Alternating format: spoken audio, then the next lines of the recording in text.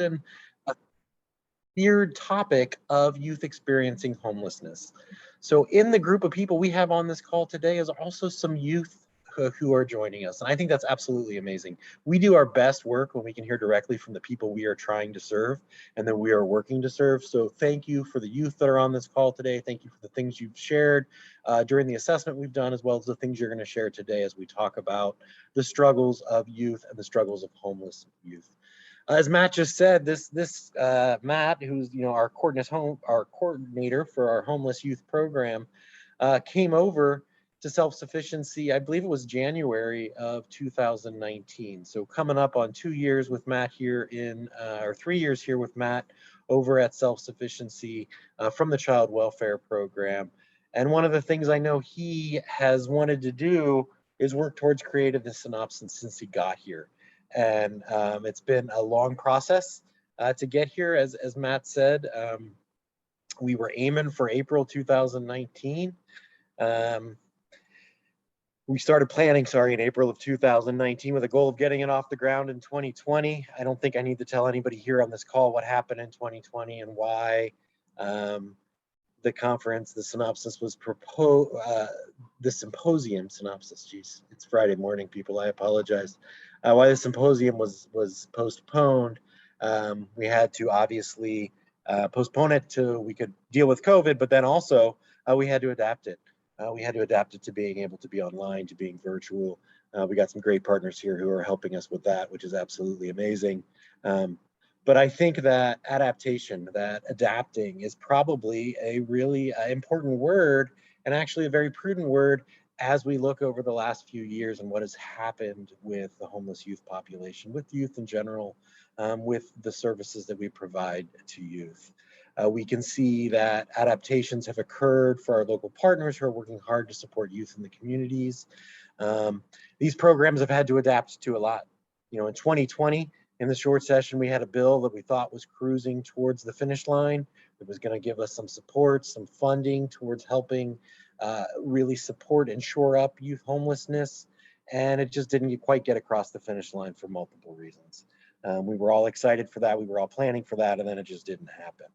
I think the ever-changing recommendations and requirements pertaining to the day-to-day work that our partners have to do while still somehow assisting youth during times of confusion, quarantine, no school, everything that's gone on in the last 2 years and just the unknown in general has been the fact that we have homeless youth services still going on is definitely a testimony to those service providers' ability being able to adapt. They've lost staff, they've lost volunteers, some have been forced to temporarily close due to COVID outbreaks, and some unfortunately have had to close altogether. But for those that are still up and running, that adaptation, that ability to be resilient, to flex, to move, to pivot is really showing us the commitment that exists from those providers. And we can't thank you enough for being able to pivot and adapt to the things going on. While we talk about service providers, think about the youth in the world, in this unstable world that they live in. The COVID-19 pandemic did a lot to affect youth who almost overnight found themselves not having school, not having access to school, not having access to school meals, not having access to that structure. The loss of their jobs as the service industry really tanked at the beginning of COVID, and that is often a place where youth find themselves working. And obviously the impact of COVID to housing and what's had the impact there to housing, which was already often unstable for youth in our world. But even faced with this adversity and abrupt changes to service access, we have witnessed young people adapt in amazing ways and become advocates and leaders in their work. And we're going to hear from some of them today. With all of this adaptation occurring externally, I'm here to say that SSP, as a member of the ODHS family, also needs to adapt as well as it pertains to our work with youth experiencing homelessness. We need to understand that this is a more hidden problem than we were at first aware of. As we've gotten into this assessment you're going to get to hear about later today, we really started to realize the true scope of the homeless youth problem in the state of Oregon and how little our limited resources are able to really impact that. So we are committed to moving forward with this assessment, seeing what we can do with this assessment. We can no longer afford to, and we probably never could afford to sit idly by. But now with the facts in our face, we need to continue to shore up the homeless youth resources in this community, to shore up our community partners who are doing this work, to shore up the infrastructure that can support this growing problem in the state of Oregon with youth who just don't have the supports that they need to be successful. We're committing to continually adapt our practice and our responsibility with programming and support the youth that we have. Since 2019, we've been able to do a couple things. We've been able to increase Matt's position to a full-time position. We're looking at additional staff for that. We have seen partnerships between our programs and other agencies under Matt's leadership, Xochi's assistance, really begin to burgeon and really begin to see that those partnerships can happen, are happening, whether it's at the state level with our partners or at the national level. We're committed to growing those partnerships so we can continue to serve this population better. We were able to, in the last year, implement $1 million investment from the emergency board. And that investment is an amazing investment from the Oregon legislature. And we've been able to see experience a 77% growth in local grantees since Matt's been here at SSP. And that is definitely an outcome of his commitment to this work. And I think leadership finally realizing that the cries that Matt has put out for the last 3 years are real. The community needs it, and we're getting those resources there. So that $1 million was a step in the right direction, as well as some of the funding we got during this last session. While all of these are good steps in the right direction, we know they're not enough. Since I've come to self-sufficiency, we've really, both as a deputy director and as a director, we've tried to focus our vision. And our vision is safety, health, and independence for all Oregonians. And our mission is to provide a safety net, family stability, and connection to careers that guide Oregonians out of poverty. While that mission and vision drives us forward, we need to be sure that the often unforgotten population, unprioritized population of homeless youth is not forgotten. Homeless youth are part of this vision, they're part of this mission, and we need to be sure that we as a program continue to strive to meet the needs of this community. Over the next 3 hours, there's going to be a lot of great discussion, information sharing, and reporting out from some of the work that has happened over the last year. And we're also going to hear the voices of youth and input on young leaders. We hope you will find value in this.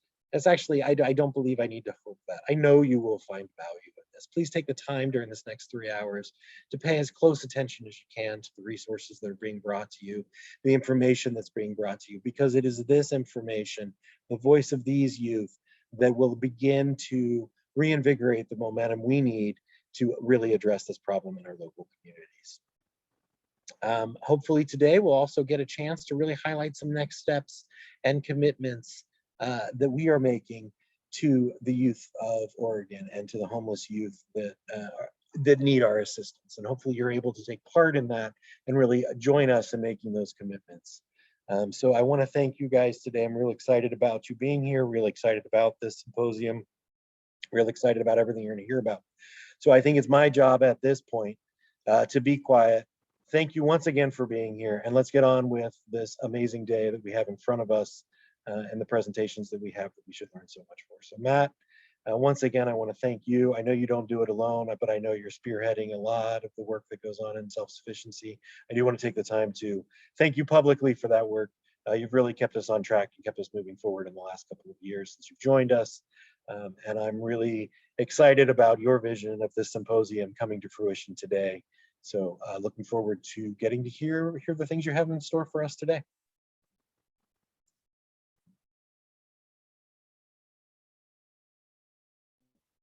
Hi, Dan. Thank you so much for that.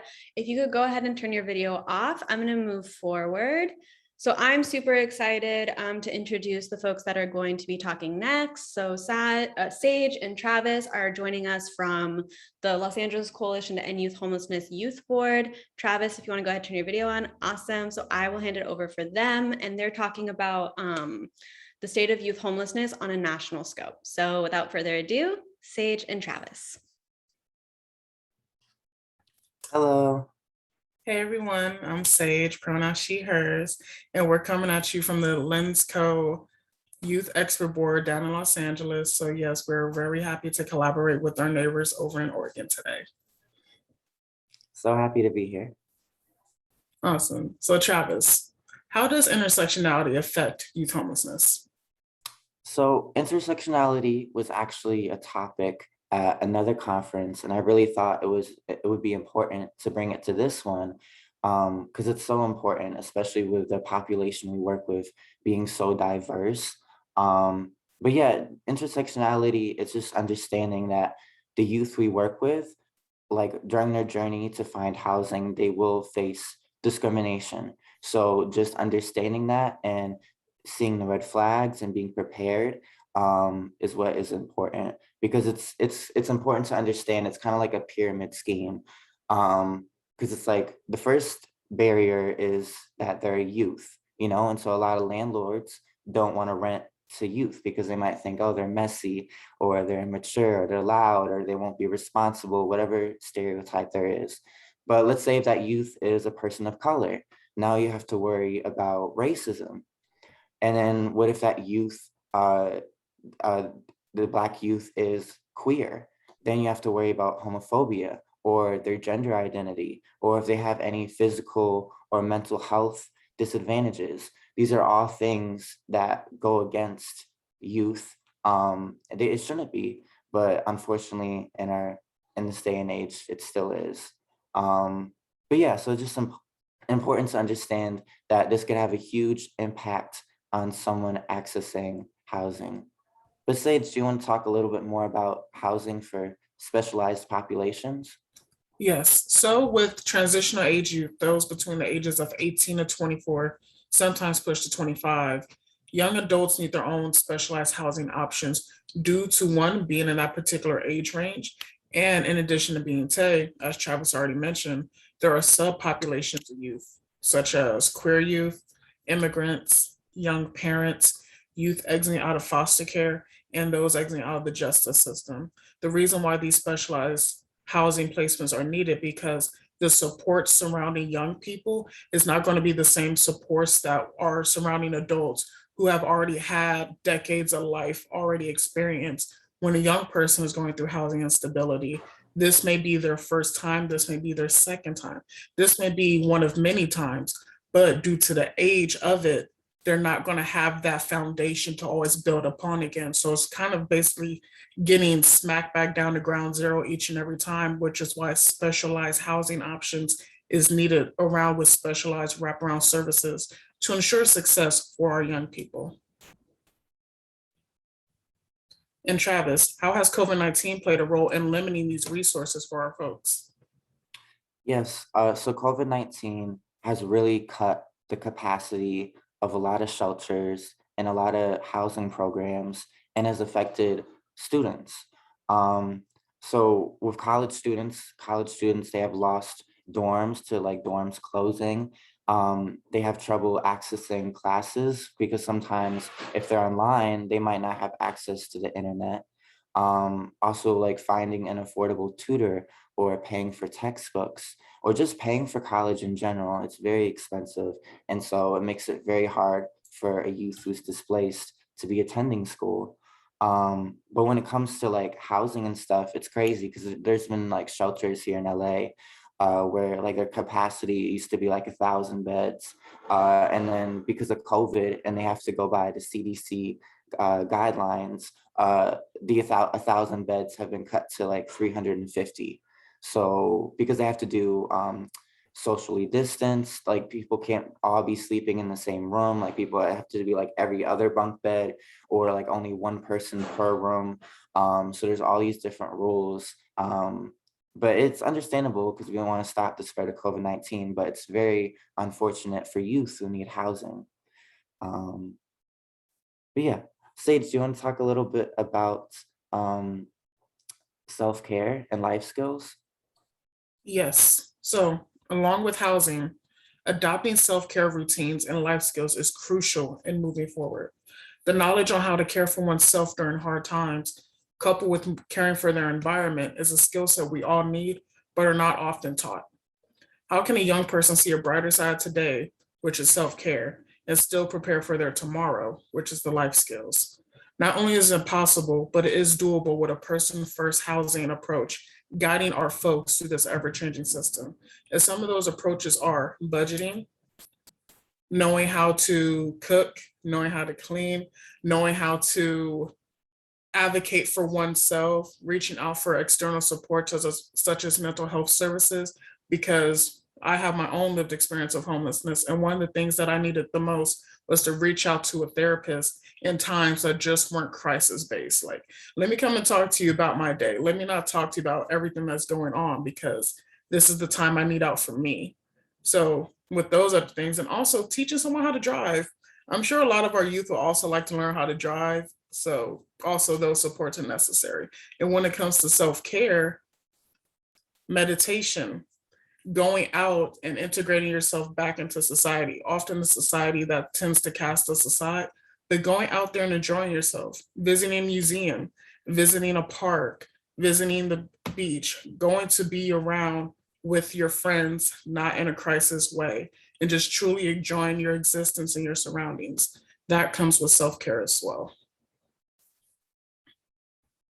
So with all that being said, all these reasons are why youth advocacy is important. Being a voice for the voiceless and the unseen. Bridging the gap between the systems and the people being served ensures successful exits into stability, independence, and a brighter future. Thank you, Sage. And I'll add just a little bit more to the youth voice part.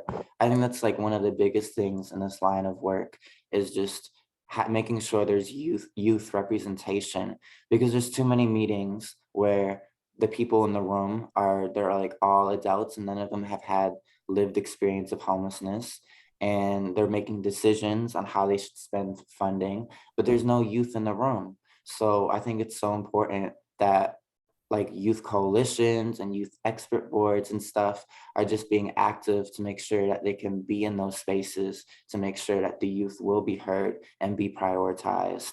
And even like when it comes to politics and stuff, just like having city council members like actually listen to the youth who submit public comment and who are outside of City Hall protesting to get rid of the criminalization of homelessness.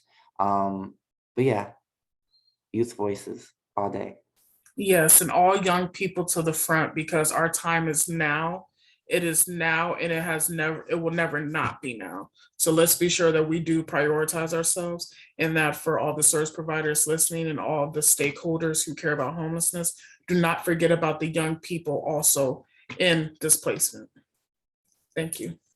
Thank you. Thank you so much, Sage and Travis, for being our keynotes for the event this morning.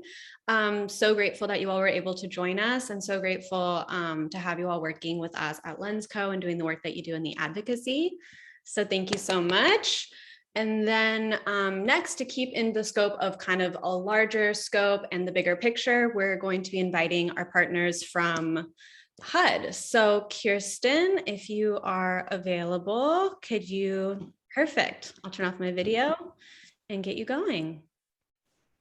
Thanks, Laura. Hi, everybody. My name is Kirsten Ray. I use she and her pronouns. I'm a program analyst in the Portland Field Office of Housing and Urban Development, or HUD, within the Office of Field Policy and Management. I'm going to spend a few minutes today going over some HUD programs and resources that support youth who are experiencing homelessness or are at risk of homelessness. I'm actually going to turn off my camera, save bandwidth. Okay. So the Foster Youth to Independence Program, or FYI, is an initiative out of HUD's Office of Public Housing. This is an opportunity for former foster youth who are experiencing homelessness or who are at risk of homelessness to get subsidized housing through the form of a housing choice voucher. These potential youth need to be referred by the Public Child Welfare Agency to the local public housing authority, or PHA. And then that PHA can email HUD asking for a voucher for this youth. You can see that email listed there on the screen. In Oregon, there are currently 35 at Foster Youth to Independence Awards in Oregon, with 5 of the 22 public housing authorities utilizing this program.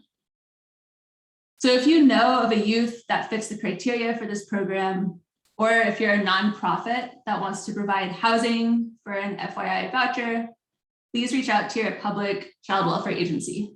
If you have more questions about this program, you can reach out to me directly. Next slide, please. The Office of Public Housing also has the Family Unification Program, or FUP. This is in place to keep families together when housing is a barrier to a child remaining with their family. PHAs administer this program in partnership with the public child welfare agencies, who are responsible for referring FUP families and youth to the PHA for determination of eligibility for rental assistance. And these awards are allocated through a competitive process. In Oregon, 7 public housing authorities have 556 FUP awards. You can reach out to me if you have more questions about the Family Unification Program. Next slide, please. The Youth Homelessness Demonstration Program, or YHDP, is an initiative designed to reduce the number of youth experiencing homelessness. This is a program through HUD's Office of Community Planning and Development. The goal of the YHDP is to support selected communities in the development and implementation of a coordinated community approach to preventing and ending youth homelessness. This money can be used for a variety of things, such as building systems for rapid rehousing, permanent supportive housing, transitional housing, host homes, youth-focused performance measurement, and coordinated entry. You can see here on the slide the grant recipients of this award from the most recent funding cycle. More information on YHDP, as well as other programs that support youth homelessness, can be found by following the link there on that page on a HUD Exchange website. Next slide, please. Continuums of care, or COCs, are entities that can support youth who are homeless or at risk of homelessness. COCs receive COC funding, which is generally used for rental assistance, leasing, supportive services, housing operations, HMIS, COC planning, and admin. Emergency Solution Grants, or ESG funds, can be used for 5 program components: street outreach, emergency shelter, homelessness prevention, rapid rehousing assistance, and HMIS.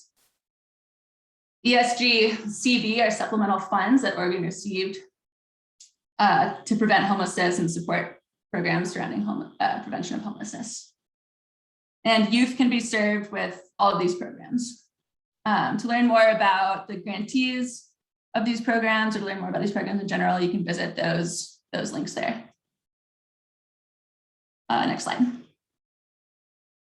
If you have any questions about the Foster Youth to Independence Program, the Family Unification Program, the Youth Homelessness Demonstration Program, or funding that's coming out of HUD's Office of Community Planning and Development, please reach out to me at the contact information here. Thank you.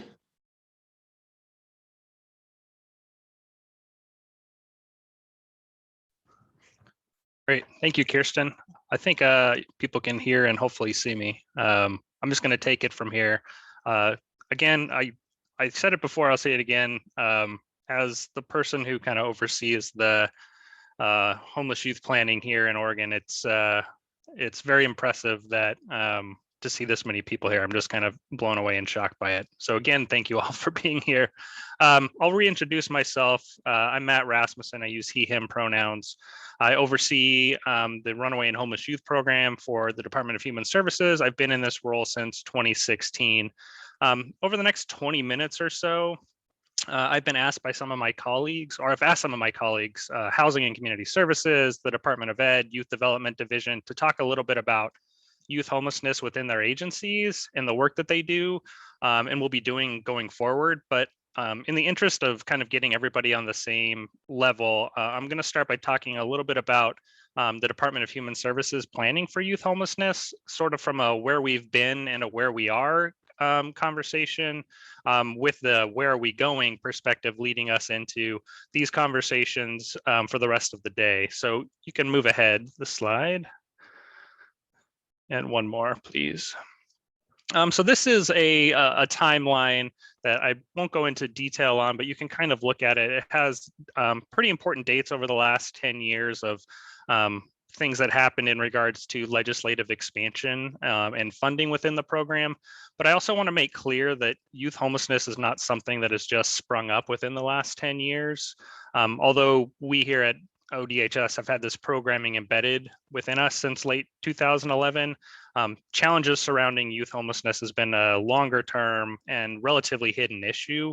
Back in 2006, there was a report by the League of Women's Voters that was created, and the onus fell on the Commission of Children and Families to work on certain recommendations locally.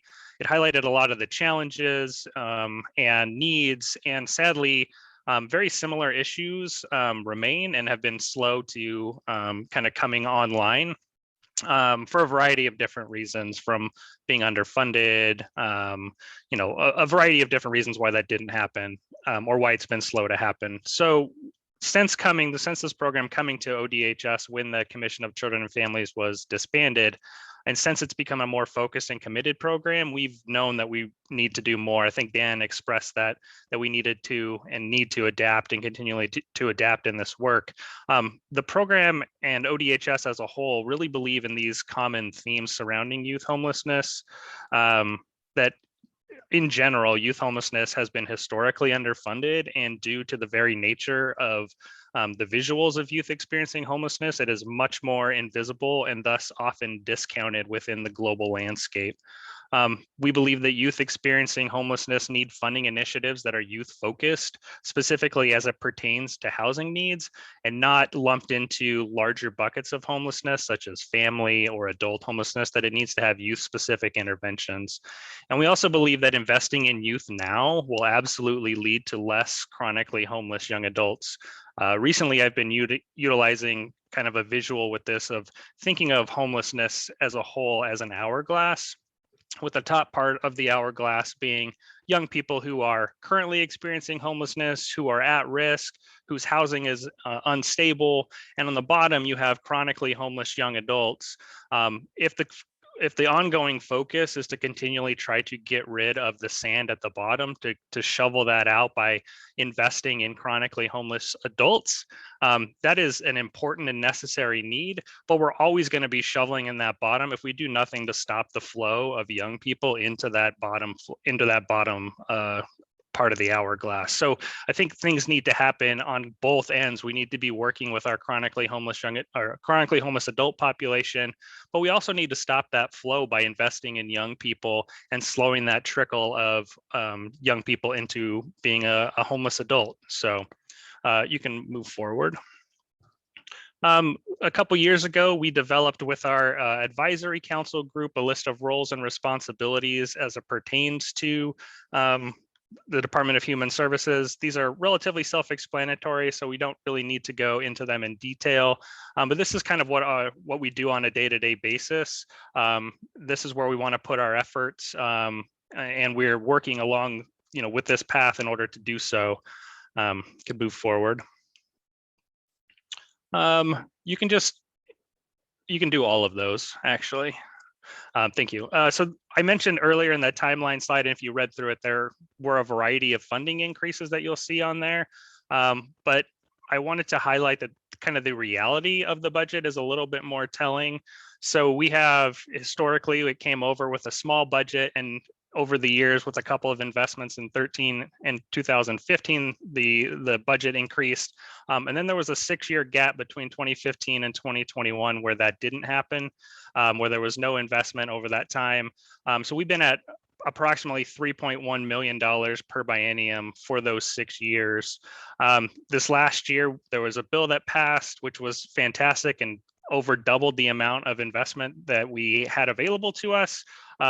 So right now we're sitting at about 6.7 million statewide, but wanting to highlight that that funding, that additional funding, is not guaranteed past the biennium. And it's possible that without further legislative intervention, we will go back at the end of these 2 years in June of 2023 back to our previous amount. So while there have been increases, and as you'll see later in the assessment report out, we are far from being, in our opinion, where we need to be in order to tackle the level of need.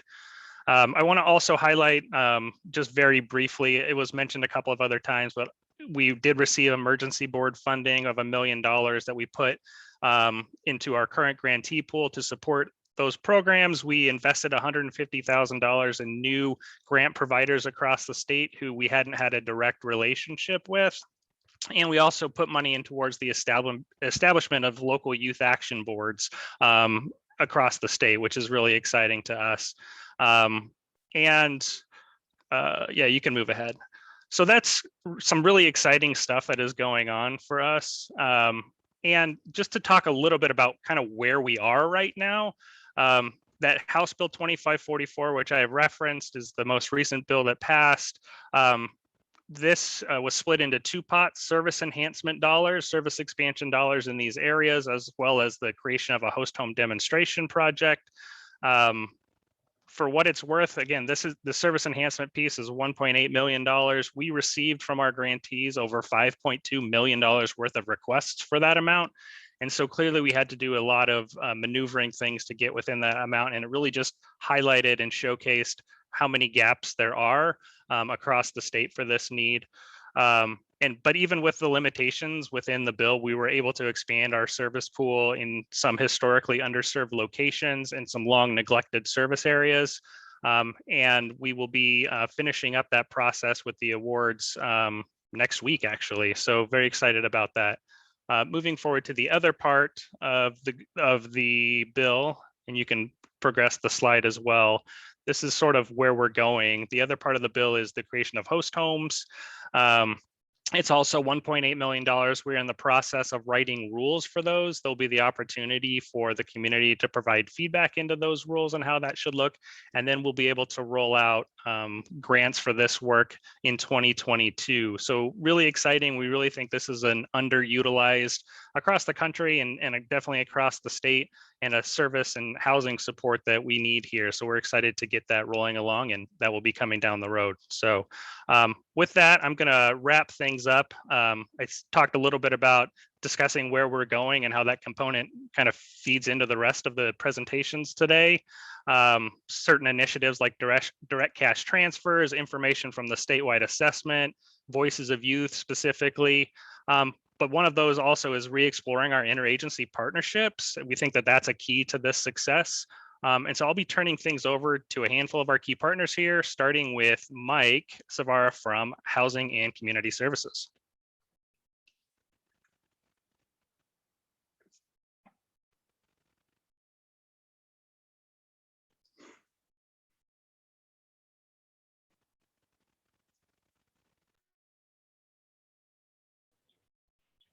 Hey everyone, thank you so much. Sorry for the delay, trying to figure out Zoom a little bit. Just jumping in here. So my name is Mike Savara. I use he, him, his pronouns. I'm the Assistant Director of Homeless Services here at Oregon Housing Community Services. And I think I have a slide deck ready to go. It's available. If not, I can share my own screen. There we go, sweet. Okay, thank you so much. So wanted to just share a little bit about some of the work that OHCS is doing this biennium around how we're really thinking in terms of the partnership between what OHCS does and how we need to really integrate better with the homeless youth system. So really appreciate everyone's time today, and just want to kind of go through some of this, you know, some of these updates and really talk through how OHCS and the Oregon Department of Human Services and others can collaborate better.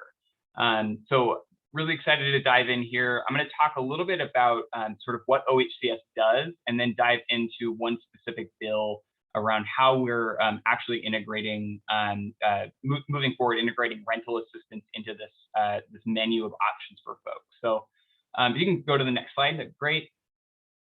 So just thinking through what OHCS does here, OHCS is the state's housing finance agency. So a lot of folks may know some of the work that we've done around actually building homes, around permanent supportive housing, around actually making sure that affordable housing is available. And that is a big part of what we do. Another aspect of what we do is really this community services arm. So that's sort of the department I work in. Essentially, we also provide funding for many of the services out across the state. So we work with federal partners such as HUD, as well as partners at the local level to make sure that there's resources available for homeless services. And I think one of the areas just of learning over the past few years for us, just to be really honest in reflection here, is that we've seen the need to ensure that there's better integration between the adult system and the youth system. I think that's just been one area that we've been hearing from so many youth, so many folks and providers that this gap between the phase out of youth services into the adult system continues to be just fraught with challenges. So really trying to build from here, one of the investments that we're going to talk about today is in some ways our first really formal step in trying to figure out how to better integrate these systems and better integrate the gap here. You can go to the next slide, it'd be great.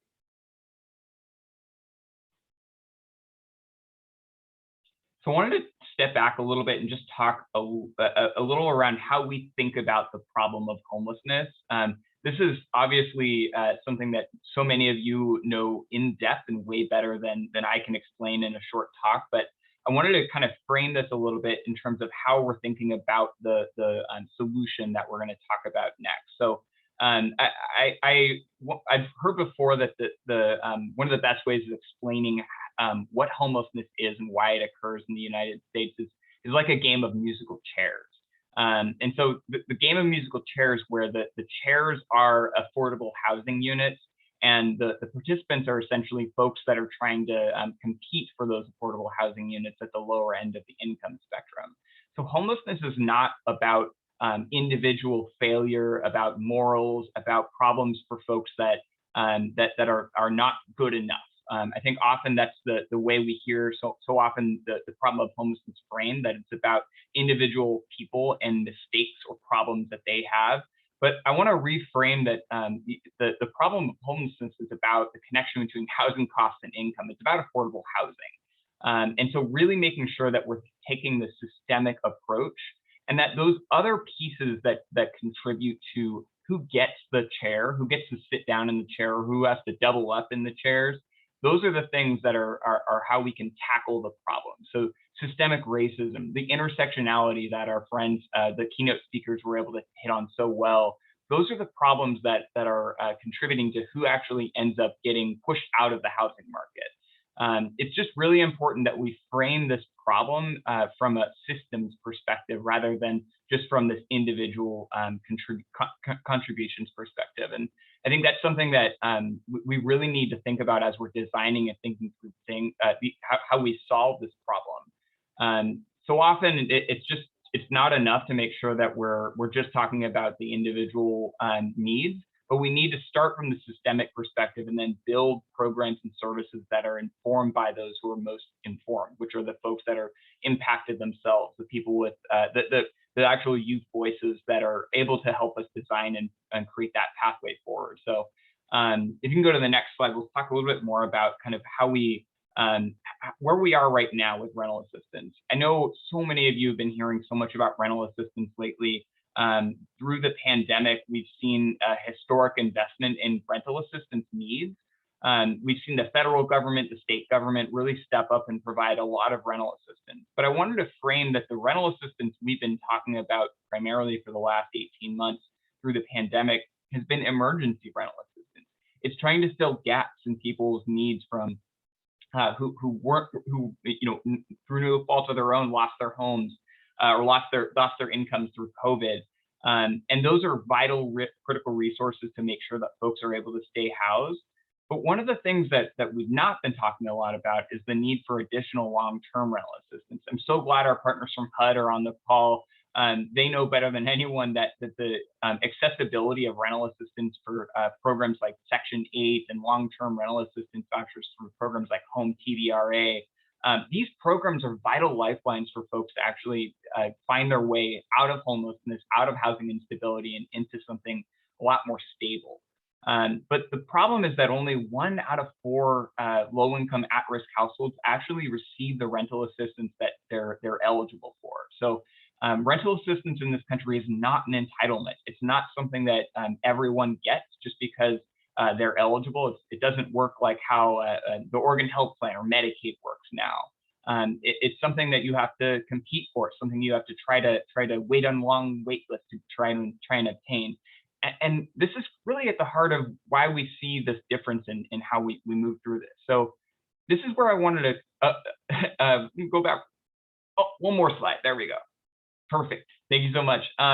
So this is kind of where this vision for this investment is looking at. So House Bill 2163 is an investment that's really building off of the investments that Matt spoke about before. It's trying to see, how do we make sure that we know a proven solution, which is long-term rental assistance for folks that are in need of, that are at risk of homelessness, that are experiencing homelessness, especially for this special population of youth who are involved in different programs or involved or at higher risk for homelessness. We want to see this investment because we know that long-term rental assistance ends homelessness better than any other strategy, better than shelter, better than providing work opportunities. Long-term rental assistance is the pathway for so many folks to exit homelessness. Being able to offer this through this investment, it's a $4.5 million investment over the life of the program for this biennium, with the expectation that it's going to continue to be available for folks.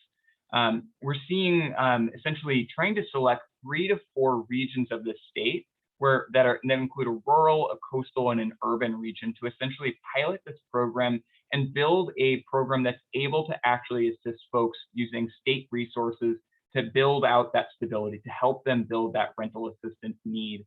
So this is not a statewide program. It is not it's not necessarily going to be replacing the overall state's need around how we solve youth homelessness, but it's this step in this direction. It's this pilot to really say to everyone that's looking, this is how we actually can find our pathway forward to enabling youth to get the resources they need, the resources that you all have been asking for around rental assistance specific for youth in this situation. So we can go to the next slide. So a couple principles we wanted to talk about for how we're thinking through this program. So it's a long-term rental assistance program. It's 3 to 4 regions of the state. So just really trying to pilot this design and really prove what we already know, that rental assistance is the key to ending homelessness for folks. Rental assistance paired with the services that folks need. So really taking on this harm reduction, housing first approach. A program that wouldn't incorporate these designs would not be appropriate. We know that in order for folks to have access to the services they need, they often need the support of housing first in order to enable them to move forward. So the program design is inherently going to include this approach that we want to meet people where they're at. We want to meet youth where they're at, rather than trying to build out an expectation that folks meet at some high mark before they get access to rental assistance. It's really trying to meet folks right where they're at and trying to support them through that process and that journey. Consumer choice, being able to actually have the options for what services, the pace and intensity that folks are receiving is a critical part of this. We're going to need to pair and partner with so many different providers across the state and these regions to ensure that folks have access to the supports they need, from behavioral health services to youth services, to really making sure that there are actual ways and means for folks to move forward and get the resources they need beyond just the rental assistance. Another key element that we're thinking about for this is that we want to make sure that rental assistance needs are accessible to all kinds of living situations. We know that oftentimes, historically with vouchers, there's limitations on actually being able to use them. One might have a voucher, but if they don't have an apartment, the voucher doesn't do much for them. So we want to make sure that however we design the program, we're able to think through the actual needs of that community. So things like roommate situations or transitional housing or other kinds of non-traditional environments are absolutely going to be an opportunity for this rental assistance program. Historically, those have not always been an easy way of using rental assistance vouchers. And we also want to make sure that they're actually reflective, that the priorities for the program are reflective of the actual needs for that community.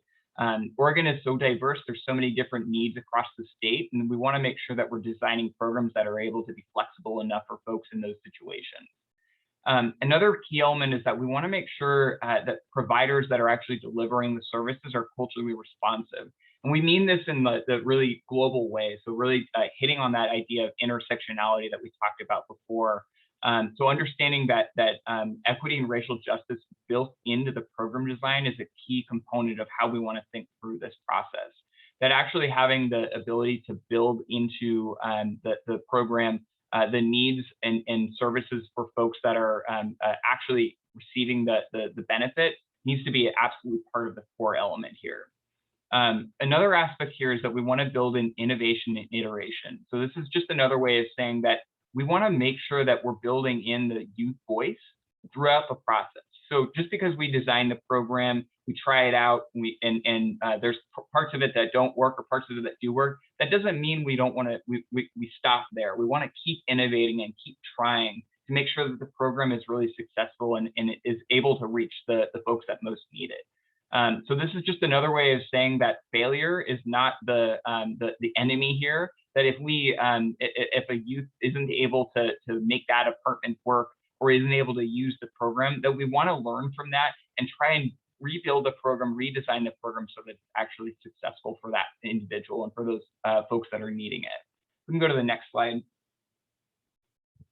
So a big part of this, how we want to think through how we're designing this, because we are very early on in the process, is that we want to design and engage with folks in a way that's really seeking to put the voices of youth and those with lived experience at the forefront. So this is consultation and collaboration with a really deep emphasis on ensuring that we're hearing from those who are closest to the problem. So this is definitely an idea, built out from the peer movement that we don't want to have anything about us without us. So this is a big part of how we're wanting to design this program, is that we want to design it with folks that are most familiar with the problem, with youth voices incorporated into the design from the start to the end. So this is, the actual bill calls out the requirement to engage with so many different providers, from the runaway homeless youth programs to the culturally specific providers that are providing youth services, to making sure that we're actually engaging different groups who have deep experience in this knowledge, from housing authorities to community action agencies, going from where we're at now, where we're sort of this process is really starting and we're really trying to think through the best way of designing this, to actually incorporating all of these different voices and ideas into the process is a key component of how we want to move forward. We don't want to build this in a silo. We want to build off of all of the amazing work that we've been talking about today, building from the past and looking to the future for where we need to go. So really trying to make sure that we're actually thinking through this design and engagement process is a key component of how we're actually trying to create the program in the end. I can go to the next slide.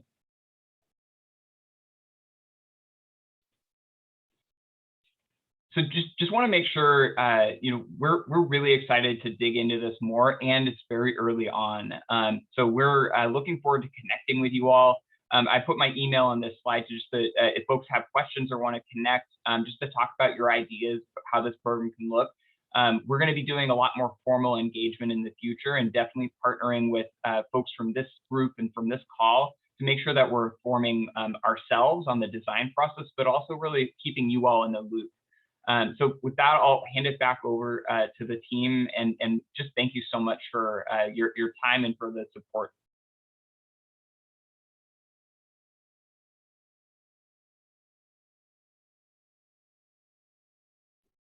Thank you so much. And then Liz, if you could put your video and your audio, and then we'll go ahead and move forward.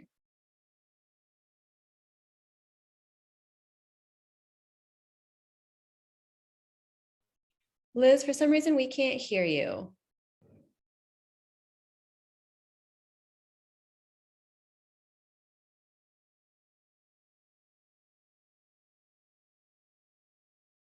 Cannot hear you.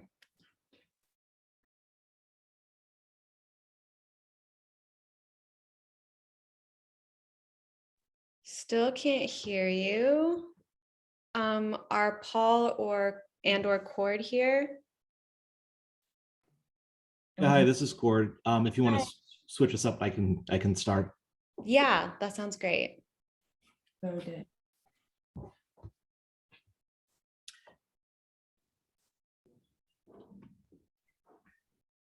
Awesome, thank you. Hi, everybody. My name is Cord Bucher, he, him. I'm the Policy and Partnerships Director with Youth Development Division, and I'll be presenting today about our work with my colleague Paul Sell, who's the Re-Engagement System Manager. So we'll go ahead and start off here. I'll share our vision and mission there on the slide. And I'll just quickly say, part of what we wanted to do is just introduce or reintroduce the Youth Development Division for folks who are not familiar with us. We are, along with the Early Learning Division, we're the successor agency to the Commission on Children and Families. We serve youth ages 6 through 24. Our vision is that all of Oregon's youth have the opportunity to thrive and achieve their full potential. The mission of the Youth Development Council and Division is to align systems and invest in communities to ensure equitable and effective services for youth ages 6 to 24. Throughout Oregon and tribal nations, we support educational and career success, disrupt youth crime and violence, and affirm youth strengths and safety. As you'll notice there, we have a Youth Development Council that is the governing body for our division, and the council helps guide our work. Next slide, please. And there's here you can see there's three key agency roles. The first thing that we do, which some folks here today might be familiar with, is grant making. So we make grants to community-based organizations, educational agencies, a number of different entities across the state.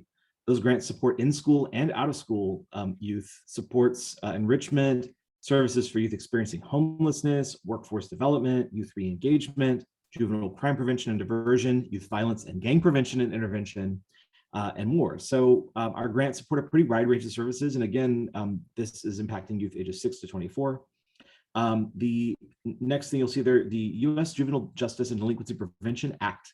We are the agency charged with compliance. And the main impact that might have here is that one of the things we do is we have a compliance monitor who ensures that any minor who enters a secure facility, so that could be a jail, it could be a youth authority or juvenile department, even for protective custody, has certain rights protected and certain safety measures are in place. So one of our jobs is to help monitor the safety of young people whenever they are in any kind of law enforcement secure facility.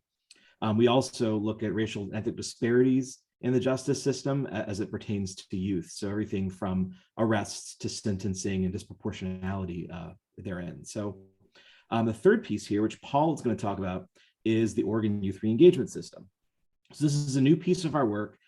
This is a YDED coordinated effort to support regional community-based re-engagement for youth who leave school before earning a diploma or GED. And this was established as part of the Student Success Act, but it actually speaks to an important part of our mission, which is that we don't just serve students, we actually serve youth. And many youth aren't students, and this re-engagement work is really focused on that fact, that we really are trying to help support programs that are reconnecting young people who've left school with educational opportunities. Next slide, please. Awesome. And so with that, I'm going to go ahead and hand it over to Paul. Thanks, Cord.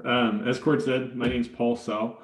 I use he, him pronouns, and I'm the Re-Engagement Systems Manager working on building this re-engagement system statewide. I also help support the youth grants, which is our main component of grant making, serving youth organizations throughout the state. So when we talk about re-engagement system, our primary mission is to support community-based efforts to align education and employment and all the service providers and the community resources for disconnected youth. There's an eligibility system established in our statutes around what youth would be eligible for. I'll talk about that in the next slide. but really focused on helping youth meet that educational need to complete high school or get a GED system. As part of that mission, we actually have two pieces. We have a re-engagement system, which is that collaboration and that coordinated network statewide. We are continuing to build that as we are doing that second part, which is our re-engagement opportunity grants. As Court illustrated earlier, it's just over $8 million of funding that we are able to access and support organizations throughout. As part of those grants, you can see here, they focus on specific re-engagement services. So it's a broad range of services from outreach. There is a required educational component to these grants, but then also the supports to help youth be successful, which is one-on-one academic coaching, college and career services, which can include post-secondary access once they've completed their high school credentials, as well as supported services and ongoing services. So it's really a well-rounded grant focused on helping youth focus on their education. So if you want to move to the next slide, please. As part of our focus on serving youth experiencing homelessness, we've actually just done a 6-month short-term grant this last biennium, and have just now issued our full biennium grants, which include 33 re-engagement programs statewide. One of the great things that is developing as we've developed this work is we are seeing more and more organizations specifically focused on serving youth who experience homelessness. And those bullets, or those square bullets there on the slide, kind of outline some of the specific services we saw during those short-term grants, but also are seeing as we're issuing these longer-term grants up to about $240,000 to these organizations. So there's this connection and direct support to education, GED and high school services, and just these organizations that are serving these youth, really helping to remove the barriers to access around education. Some of the really exciting work that we saw initially in this is some peer-to-peer mentoring. I know the speakers earlier were talking about youth voice, and I would say some highlights of the work we've had thus far is organizations really focusing on how do they do peer-to-peer mentoring or peer mentoring support specific to it, but then also creating youth voice opportunities and leadership within the program design. We have a youth council that was developed in one of the organizations this past grant that they're extending on. So very excited to be able to share that, as well as kind of that advocacy and as well as trusted and connected staff. You can see that last bullet there is talking about referral partners, and schools, ESDs, DHS, as well as OYA are all referral partners that if referred from one of those partners, students or youth are actually automatically eligible to receive services. It doesn't matter if they've fully been disconnected from school or not. So it's a great resource that's emerging throughout that piece. And then also connected supports of re-engagement services. One of the key things with our system is that we're going to start building collaboratives. So organizations serving either a specific region or specific type of services will be connected as part of these grants on that piece. A couple exciting upcoming opportunities. We have planned eligibility expansion. So currently, because of SSA language, youth from 14 to 21 can be served, but we are going into readjusting our rules so that youth up to age 24 will be able to be served, which was just recently approved by the legislature. The other piece, obviously, is the re-engagement system development. So we're going to be expanding those options, connecting programs for both professional learning and advocacy around the work. And I know we have some very excited organizations that are already part of it in the initial work we did this past 6 months. So with that, I think we are at the last slide, if I remember our presentation. So you can see our contact information there. As Coordinator alluding to, we are very focused on serving youth and to remove those barriers statewide. And so please use us as a contact if need be. Want to turn it back over to Cord to see if he has anything to add. You're muted, Cord. Let me hit that button. Thank you, Paul. I'll just say that we have our contact information here. So since there's not an opportunity for Q&A, please reach out if you have any questions. We covered a lot in a short time. We just made a set of grants. So for folks who are here that we're going to be working with, we're really looking forward to supporting your programs.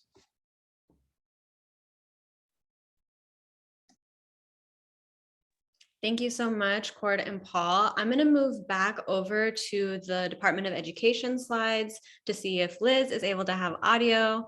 Hold on, let's go back. Okay, let's try again. Good morning. Can everyone hear me? Hey, good morning. All right, I'll get you started. Fantastic. And so just want to thank everyone and apologies for the technical difficulties. So just wanted to take a moment. My name is Liz Ross. I am the Director of Federal Systems at the Oregon Department of Education, and I oversee all of the federal programs under the Every Student Succeeds Act, including the McKinney-Vento program, and also oversee the American Rescue Plan Homeless Children and Youth Fund. And so just wanted to take a moment both to thank everybody on in this meeting for such a fantastic partnership. We love working with everyone here, and wanted to set some time providing some context for the students who are experiencing houselessness or who are unaccompanied in Oregon. And so we know the pandemic has created just some insurmountable challenges as well as opportunities for us and for all of our students. And so during the 2019-2020 school year, we saw that there were about 21,000 students from K-12 who were experiencing houselessness in Oregon, compared to about 582,000 students total. That number saw a decrease in the 2020-2021 school year. And as we are entering into the 21-22 school year, we are continuing to look into all of our students. While we have seen a drop in enrollment and a decline, we know that there has been some challenges in the ability to identify our students and be able to re-engage them into our engage them into our schools, as well as ensuring that they've got the supports that they need. And so this is something that we are watching and are also want to hear from each of you in all of our districts and communities about what we are seeing, and is this an accurate representation. So this is very important to us, and we want to make sure that we are able to be able to have all of our children and have them engaged and have them feel safe and supported in our schools. And so this is something that we are looking into and really want to focus on. Another opportunity for us, if we can go to the next slide. So we have an unprecedented opportunity presented to us. The American Rescue Plan, which was passed earlier this year, created a new program called the Homeless Children and Youth Program. So it's called as ARP-HCY. And this provides additional funding to Oregon to support our students who are experiencing houselessness or who are unaccompanied. This program is designed to provide funding to states immediately, both to supplement their existing McKinney-Vento grants, as well as address the urgent needs of our community, including academic, social, emotional, and mental health. This program also provides funding so that states and districts can increase capacity by hiring staff, dedicating resources, and planning partnerships with community-based organizations, as well as other organizations in our communities. And so this slide provides some opportunities that districts can use when they receive their funding. The funding is given out in two allotments. The first is the first allocation, known as ARP-HCY1. This was given out to districts who are existing McKinney-Vento grantees, grantees who were not funded under the initial program, but were getting close, as well as districts that were impacted by the wildfires. The ARP-HCY2 allocation is a formula allocation that is going out to districts. And if a district is receiving less than $5,000, they are encouraged to form a consortia. So I'll share my information in the chat if you have more questions about those particular programs, but wanted to provide some, go back one more. Yes, so just wanted to touch on some of the incredible opportunities that these funds can support if your district did receive them. The first is that school districts can use ARP-HCY funds to provide interventions to support our houseless youth, including short-term emergency housing, ensures a COVID-safe environment, can also be used to purchase store cards or prepaid debit cards for student needs, can also be used to purchase cell phones or other devices to help students participate in school activities. We know that reliable high-speed internet and equipment can be a challenge, so these are allowable uses of funds. We're also really strongly encouraging contracts and partnerships with community-based organizations, as well as to provide services and coordination. We're also wanting to partner with everybody on this call to really think through how some of the ways in which we can facilitate regional communities and outreach to really be able to support, identify, and re-engage our youth. ODE is going to be working really closely. We're very excited about our partnership with THS and also partnerships with our districts and our McKinney-Vento liaisons, again, to determine how we can best support your efforts and identify and supporting the strengths and needs of our children. It's a deep value to us, and this meeting is exciting for us to be able to listen and to hear. We look forward to continuing our partnerships with you. And on that end, I just wanted to take a moment to really thank Donna Bolt for her tremendous support and leadership with us throughout the last 33 years at ODE. She's been a fierce advocate for our youth and has pushed us to ensure that our children are getting the supports that they need. She's built amazing relationships and partnerships with this community, and we're deeply grateful for her time with us. I've only been able to work with her for the last year, and I'm thankful for what she's taught me. We're also incredibly excited to welcome Chris James to the Oregon Department of Education as the new statewide McKinney-Vento coordinator. Chris brings an incredible experience, including serving as the statewide coordinator for Nevada. He brings years of experience working with our youth and our children who are experiencing houselessness in a variety of settings and sectors. He will start with us on Monday, the November 1st, and will oversee both our McKinney-Vento and our ARP-HCY programs. He brings an incredible passion and creativity, brainstorming how we can re-engage and support the strengths and needs of our students. And his passion and expertise is unparalleled, and we're incredibly proud to have him join our team. We're very excited for the work ahead to roll up our sleeves and continue to do all that we can to ensure that our children thrive and are set up for success in life. Thank you. Thank you so much. I'm glad that we were able to pivot and get you back on to do it. So if you wanted to turn off your video at this time, we are going to take our stretch break. We are a little bit behind, so we're going to play 2 songs and then we'll come back. So a little bit less than 10 minutes. And then just a reminder that this is a break before the brown bag lunch. So anything that you need to be ready for that, please do it. And then I'll go ahead and put back on our playlist. Thank you, everyone.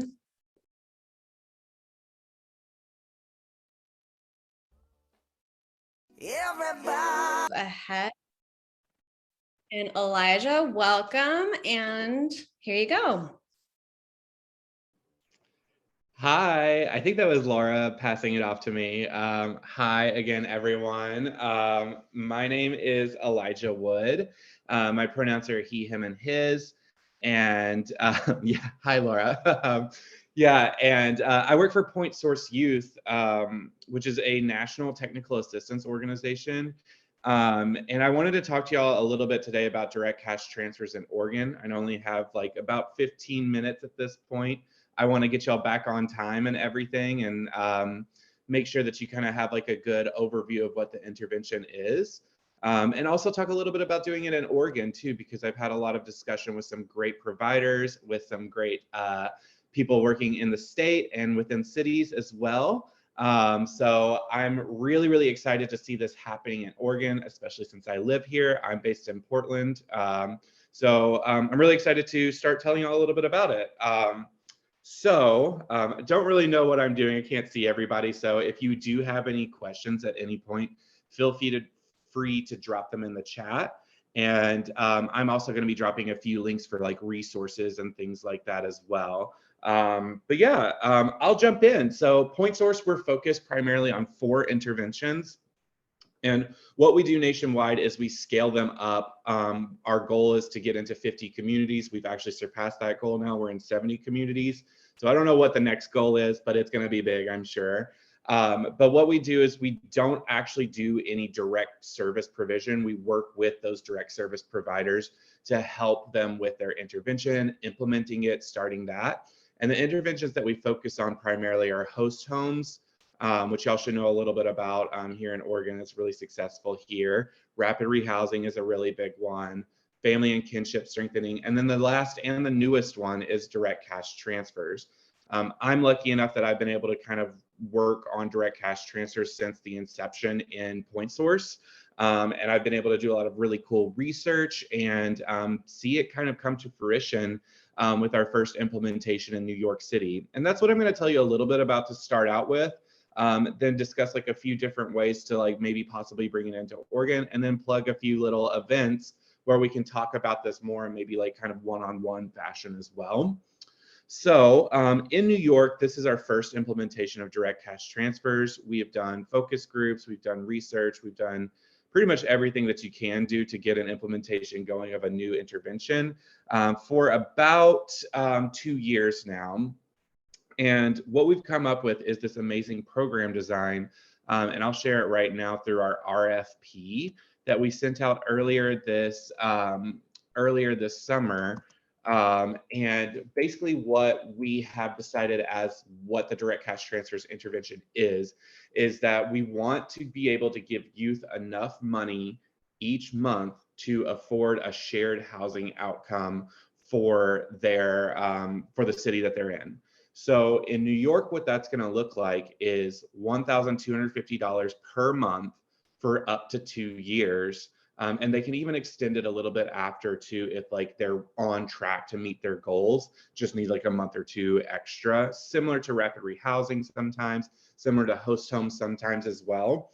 And yeah, they the way that we're deploying that is really cool with our partner in Up Together. They're based in Oakland. They used to be called the Family Independence Initiative.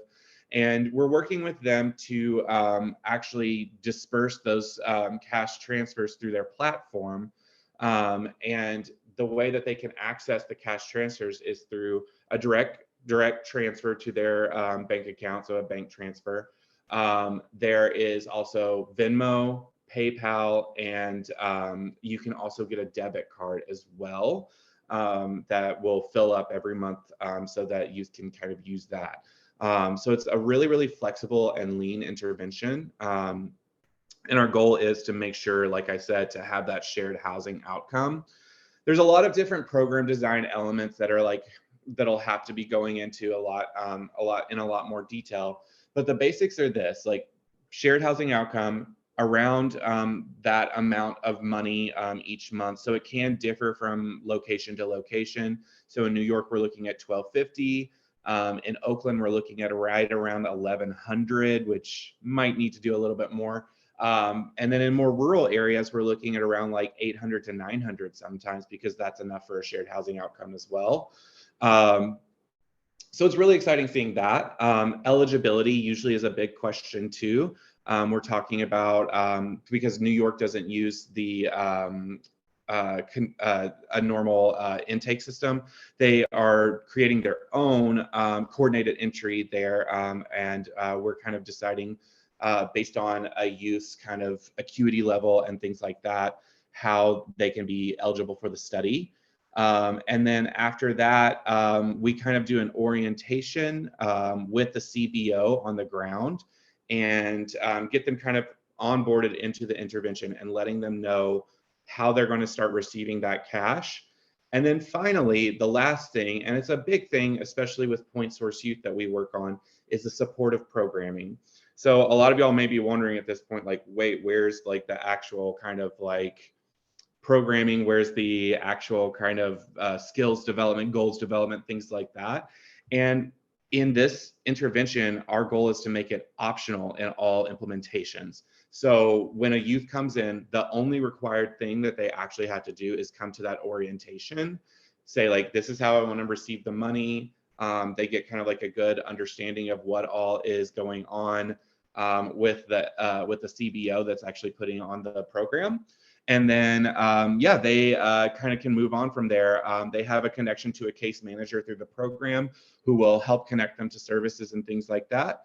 But overall, it's up to the youth to decide where they go. And we know that not all the time, like that's at the top of a youth's mind. We've actually like figured that out in focus groups.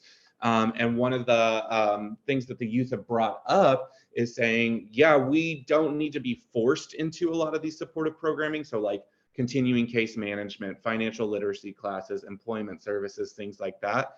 It can kind of be like a puzzle piece, go as take it as you go kind of setup. So the sorry about that. Yeah, Matt, CBO, community-based organization. I've also said like nonprofit on the ground too.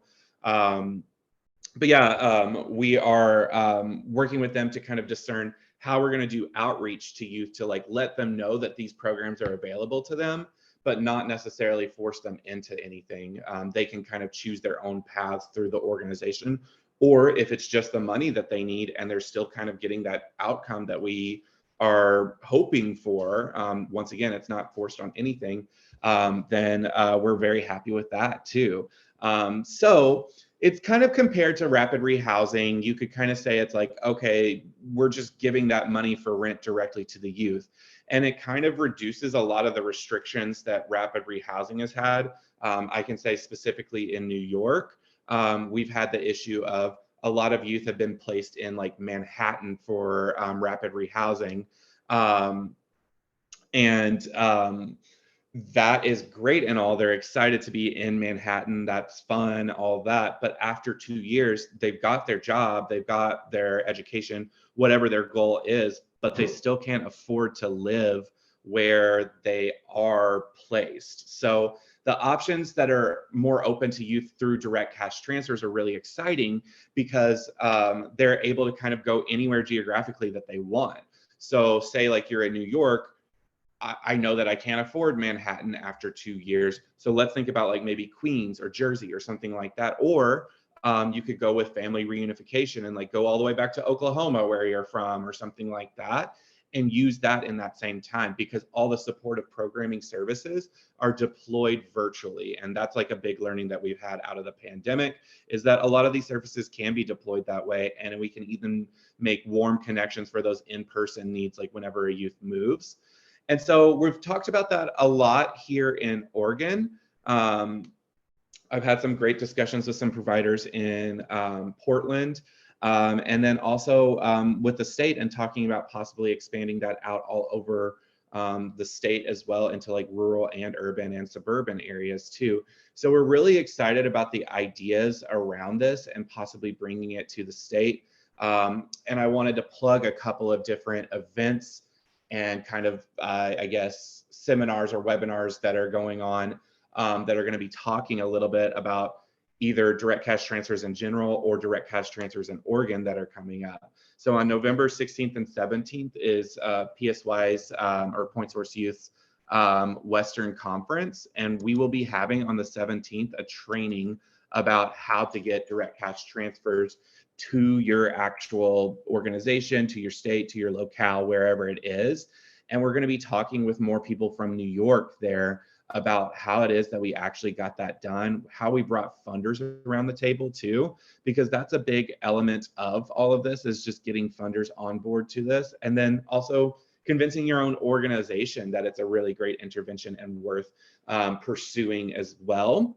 So yeah, that's the first one, November 16th and 17th. If y'all want to register there, you can register for free.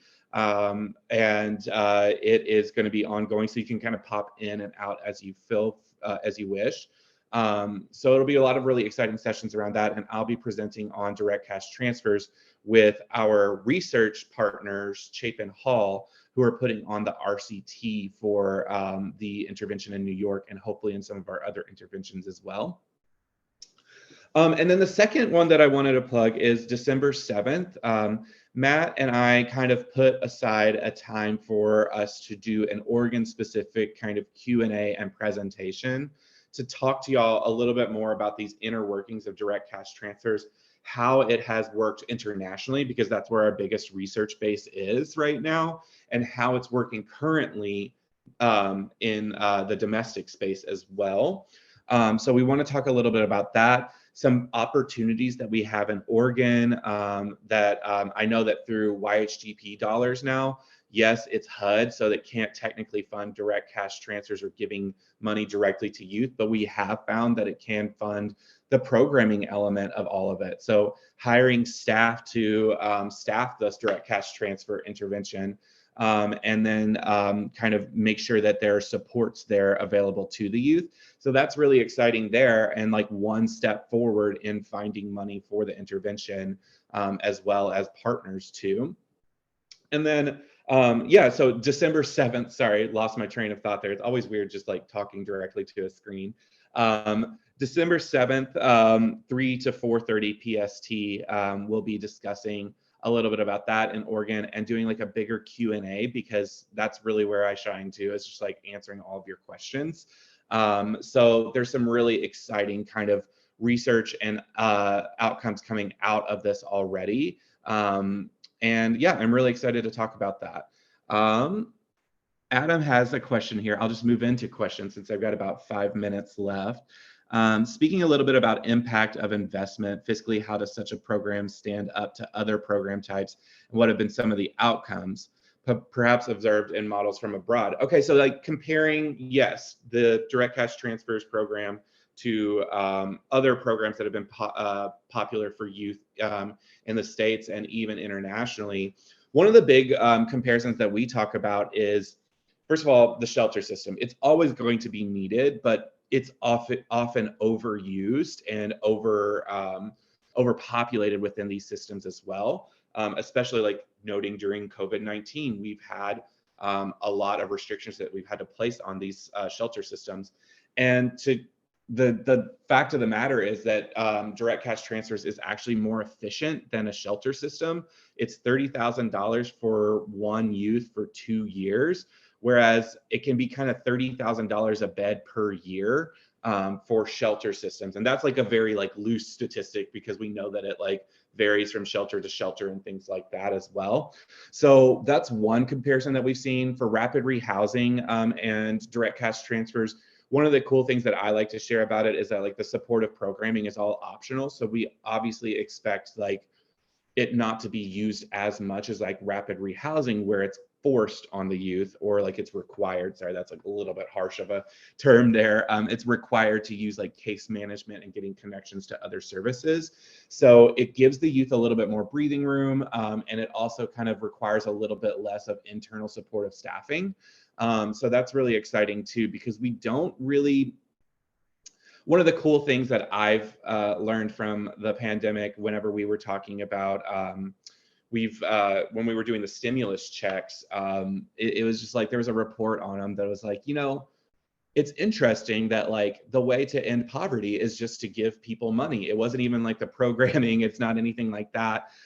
So that's one of the things that like the assumptions of direct cash transfers is too, is like, if we want to get youth out of homelessness, a lot of times it's just giving them money. They're at a very volatile area of their lives. I'm actually working with that with my little brother right now and trying to find him places to live and things like that. It's that time of life. Like there's a lot of volatility, a lot of upheaval, and we just don't have the social safety nets to provide for that age range, quite frankly. So that's what we're working on there with direct cash transfers, is showing like, okay, it's just sometimes money. It's just sometimes that like they need a boost for a couple years while they're kind of getting their footing into their professional careers, or whatever it is that they want to move forward in. So that's been like a really exciting outcome as well, of seeing like what these programs do internationally. I know that disaster aid, things like that, that's like a very good place for direct cash transfers. And we've seen like it helps just to have that immediate transfer, even if it goes to the wrong person, which sometimes it does when like disaster programs and things like that. The positive spillover effects are so good that it's like worth it if you even mess up a little bit too.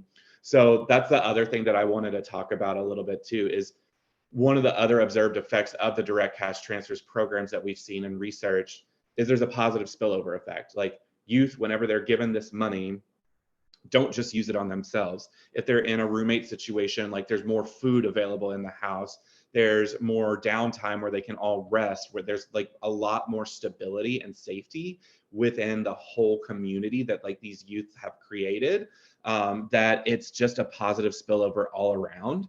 So yeah, I wanted to share a little bit about that. The age range for our youth is usually 18 to 24. But we're exploring the idea of like 16 to 24, and maybe even like letting youth that are like aging out. I mean, if they sign up for the intervention at age 24, they can actually take advantage of it all the way till age 26. We're expecting most youth to be like within that 18 to 24 range though. But yeah, I wanted to share a couple of our toolkits too. Sorry that these aren't immediately hyperlinking. I don't know what I'm doing on this weird Zoom setup, but there's some toolkits there that answer a few of our questions that we talked about in our webinars first when COVID started. it was just the right time for it. We've seen how social services have changed in just this time of COVID. Like, we've had to do a lot more virtual service delivery, and we're kind of taking that and running and allowing the like freedom that the direct cash transfers program provides, not let it be a boon to our success of like providing supportive programming either. So we're thinking of really like intuitive and inventive ways to reach out to youth, even if they move out of the area where the cash transfers program is. But there's a lot more to talk about. I have definitely not covered everything. I wanted to give you all those toolkits there. And then our general cash transfer info part of our website is linked there as well. And yeah, I'm at the end of my time here, so I want to wish you all well through the rest of this convening, and thank you all for your time. Once again, December 7th, Matt will be sending that out in a follow-up email. I'll have like a Zoom link for all of y'all to be able to register for, or even just like pop into. I don't know if I'll even do like a full webinar type thing, but yeah, we'll have a discussion about Oregon-specific direct cash transfers on the 7th. And then let me see. And then also feel free to register for our Western Conference, which is coming up in a couple weeks on the 16th and 17th of November. So we really, really look forward to this. And please, please, please feel free to ever reach out to me. I'll send my email in the chat as well if you want to talk more one-on-one about anything too. But yeah, thank you all so much. Thank you, Matt, for inviting me. And thank you, Laura and Robin, for hosting me. This is always great to see y'all. Yeah, please let me know if you ever have any questions. Thank you so much. Thanks, Elijah. Appreciate it. So here, we're probably heading into what many people would call the main attraction of this event. And that's no disrespect to anybody that spoke before. But we're really wanting to now delve into the statewide assessment work that has been going on here in Oregon, and kind of getting now to the report out with that. I want to provide a little bit of historical context. This assessment work has been a few years in the making. It was born of a legislative request, but didn't really have a true linear path to coming to fruition. So back in 2020, the legislature, for the first time in a while, saw some increased momentum and investment on youth homelessness. There was a bill at the time, House Bill 4039, which was positively promoted by a wider range of service providers and flying through session. And it would have increased funding opportunities for current service provider grantees and established a host home program, which actually was very similar to the House Bill 2544 that I mentioned this week. Or mentioned earlier today. So, but it also included a directive and funding appropriation for ODHS to conduct a statewide assessment of the continuum of housing and services needs for young people experiencing homelessness. Unfortunately, as Dan mentioned at the very beginning, that bill did not end up passing, along with a lot of other bills for a variety of reasons. But although it didn't pass, ODHS, we looked inward and elected to continue forward with doing an assessment, thinking that if this most recent assessment, the 2021 session, was going to have another opportunity for this continued momentum, that we should probably do the assessment anyways and be ahead of the game. And yeah, lo and behold, that's essentially how things played out. So we decided to engage with CSH, who is on the call here today. They are a leader within the youth homelessness sphere across the country. And after personally witnessing their technical assistance with the YHDP grant in Clackamas County, we thought that translating that work to a more statewide level was the way to go. What we really didn't want to end up with was an assessment that just looked at the landscape of youth homelessness in Oregon and wrapped things up by saying, quote, "You have a problem." Like, we know that we have high numbers of youth homelessness here in Oregon. We see it in our numbers earlier from the school McKinney-Vento reporting. We see it in data from HUD and continuums of care that have highlighted that Oregon has the third highest total unsheltered, unaccompanied homeless youth in the country, the fourth highest unaccompanied youth percentage of young people who are staying in unsheltered locations, and the rural Oregon continuum of care, the balance of state, having the largest number of unaccompanied homeless youth amongst rural continuums of care. So we know we have an issue. And we also know that these numbers are an undercount and that numbers are one thing, but translating that to an actual estimated service and housing need is a completely other thing. So what we saw in engaging with CSH was not only an analysis of our data, of the housing and service needs and gaps, but also recommendations for building an optimal system here, the provision of an estimated need with actual numbers and financial modeling that will kind of start taking us in the direction we need to go. So as some of you here today may be aware, we split the state up into 5 regions, created teams of professionals, and more importantly, youth to work through this process. Those teams spent a variety of months to look at their data and the system. And really, it was an undertaking that nobody had to be a part of, but we had some really fantastic participation, and shout out to all those here today that were a part of it. With that, I'll pause and I'm going to turn things over to Annie and Derek at CSH for their introductions and let them take the reins in describing what's gone over the last year here.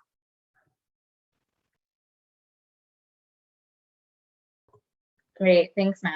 And are you running slides just to do a quick, that would be great if you could pull them up for us, or we're happy to do a screen share, just let us know. Just do our quick obligatory tech check before we dive in. Thank you, Laura. Can you put that on the slide deck? Yeah, give me 1 second, I'll pull it up. Great, no problem. We can jump in while you're pulling those up. Thanks so much, Laura. So, okay, first, I just want to invite everyone. I think most, if not all of you, have your cameras off. So stand up, stretch, take a deep breath. I know it's been a long day and we're all adjusting to the idea of gathering virtually, especially for things like symposiums. So, do what you need to do to take care of yourself here. We have, we're really excited to share with you all an overview of our work. As Matt said, it's been a real journey over the last 18 months that included things like a global pandemic, the impact of COVID on Oregon specifically, Oregon dealing with some major environmental factors like fires. And so we were asking a lot of our partners at the outset, especially given everything that, that they were dealing with at the time too. A lot of them being direct service providers and young people. So I just want to hold that space that we're going to share a lot of overview today. We're going to share some numbers, we're going to share some estimates, but we're also trying to build in some time for this to be a conversation. So please use the chat. Matt's going to keep an eye on the chat for us. And yeah, I think we'll just, we really want to build in some opportunities for feedback, questions, and comments. So I'll go ahead and start, and you can go to our first slide. So my name is Annie Bacci. I use she, her pronouns, and I'm leading this particular project in Oregon. But I'm also joined today by my colleague Derek, who will introduce themselves in a moment. And I want to just take a minute to shout out to this amazing CSH team who helped deliver this work in Oregon. Since many of you on the symposium today and the Zoom webinar today work directly with CSHers, as we sometimes refer to ourselves, in community, as well as young people and other stakeholders who may know of us. We have several staff based in Oregon. So on the team also we have Ray Trotta. They are based in Portland, Oregon, and they continue to lead our housing work in Oregon, as well as our continued youth engagement work. So if you don't know Ray, you'll definitely be working with them here in Oregon and in our future work here. And so also Hannah Roberts. Hannah led a lot of the work in the metro region, and she also popped into, I think, every single one of our other regions where we were doing this work. So she got the award, the participation trophy across all of our communities. Many of you worked with Hannah. And then we also had a team member, Monique Thomas, whose background really lent itself to helping us do some youth outreach and engagement. So if you've had the opportunity to work with any of our team members, including someone named Tom Haskin, who left our organization to go back to grad school midstream. But I know especially folks in the Central and Gorge region, Tom was really instrumental in moving this work forward. And so Derek and I are here today, but certainly representing a bigger team of folks that brought this together, which we're sharing. So just a quick word, if some of you are like, what's CSH? What's this acronym or this organization? Some of you may not know of us, some of you may. So it stands for the Corporation for Supportive Housing. We're a national nonprofit and we have staff based all over the country. We're headquartered in New York, but these days that doesn't really mean a whole heck of a lot because most of us are working remotely. We have staff in Hawaii, we have staff in Puerto Rico, and all throughout the country. I'm physically based in Denver, Colorado. Yes, we missed Tom a lot. I'm seeing that in the chat just quickly. We had some tears when Tom announced that he was leaving, even though we were really excited for him. I'm sure many of you are feeling that in some of your own organizations. A lot of people transitioning now with COVID and some of the changes that come along with that. So anyway, so CSH, the Corporation for Supportive Housing, we're a national nonprofit, and we use supportive housing as a platform. We see it as a platform to advance some really powerful solutions across sectors and across systems. And you're going to hear some of that reflected in our report today, that we really brought together a broad coalition of folks and stakeholders to do some of this modeling and needs assessment. And most kind of central to that were the young people themselves. And I know we're going to be hearing from some young people after us, so I'm really excited to have that continued involvement and continued shared experience with them. So now I'm going to pass it. You can go to the next slide, Laura, and I'm going to pass it over to Derek to do an introduction and an overview of what the process looked like here in Oregon. Great. Thanks, Annie. Good to see everybody virtually. I hope you're taking care of yourselves. I know this is a long session. Derek Wentorf, he, him. I am typically based in Seattle, so your neighbor to the north, but I'm currently in Indiana. And I just want to elevate and echo so much of what Annie said, share appreciation. There's so many amazing people on this call that really were the fuel for this work getting done, your expertise and your knowledge to move this forward. And so what I'm going to talk us through, and please do interject with questions, is just our process. How did we gather information? What was our focal points?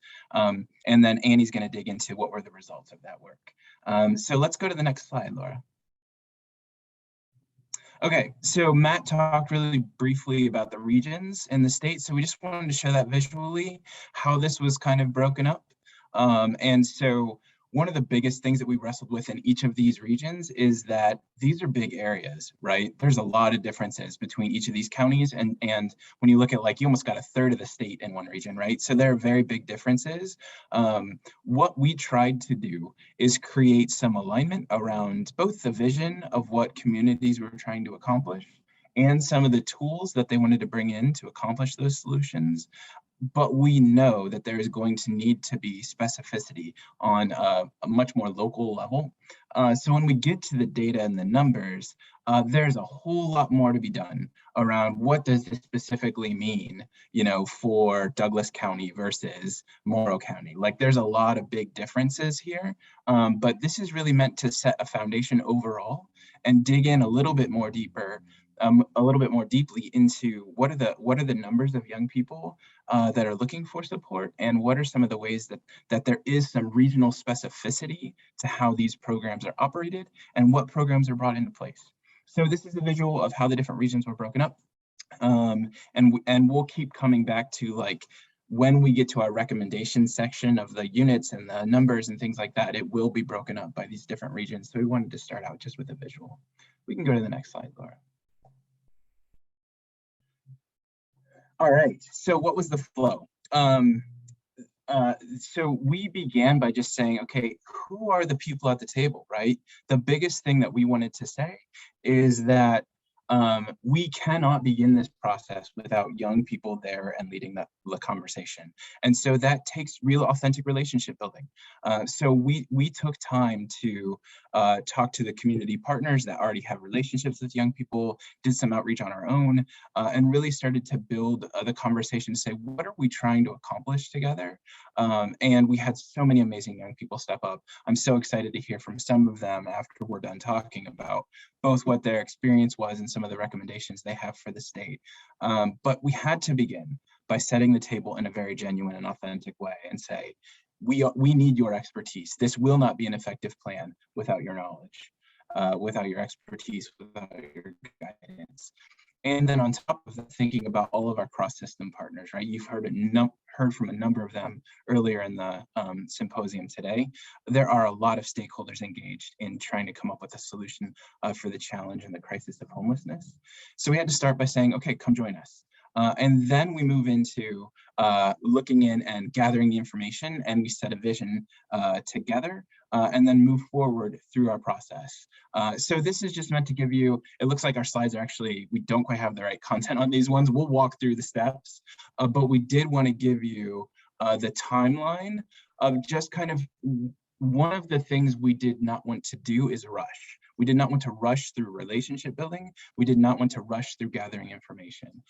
So we did take our time, and as Annie said, we are trying to be flexible and respond to the limitations that COVID brought on this work, which was we had to do everything remotely. And that is, as I'm sure every single person on this webinar right now can identify with, it is much more difficult to build relationships and trust through a computer screen or over a phone. So we wanted to take the time to do that right. But we can go to the next slide and talk a little bit more about the steps in the process. So we began with our vision. What is the vision in each region? And also, what are the values that make that vision come to life?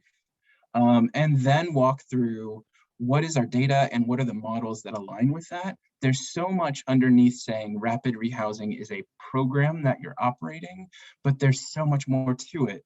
That is, how are you meeting young people?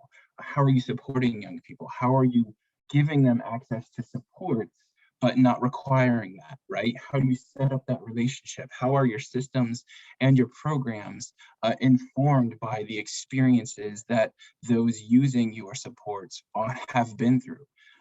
So there's so much there to talk about. What do you want to make available to people in these programs that we spent a lot of time talking about? Then we went into this thing called system mapping. You'll see some visuals of what that is. It's really meant to just elevate what are the pathways that people can choose to go through to get to stable housing.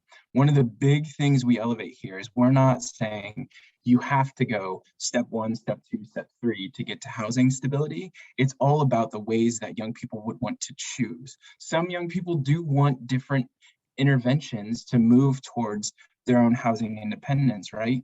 And so what we tried to do is set the table to have young people tell us, what exactly do you want? What have you experienced? What do you not want to see? What have you gone through that you want to make sure is not replicated? But also, if you had a choice, which unfortunately a lot of times young people don't have as much autonomy and choice as they should. If they had the choice, how would this work, right? So we went through that conversation, and then we move into, okay, let's get into the details. How are they, like, so we've got this system map outlined. What are the different ways people move through? How long are they going to stay in different programs? And one of the big wrestling points that young people kept bringing up to us is that this process feels, it can feel very dehumanizing because you talk about these big numbers, right? But the specifics of wanting to drill down and say, let's share our individual experiences and have them inform how a system operates is absolutely crucial to making the changes that we need to unpack some of the barriers systems have had in place and prevented people from being stably housed on their own. Finally, we step into kind of annualizing our numbers, and Annie will spend some time talking about all the great work that the state of Oregon did to pull a bunch of different data systems together, do some deduplication, and come up with our final projections.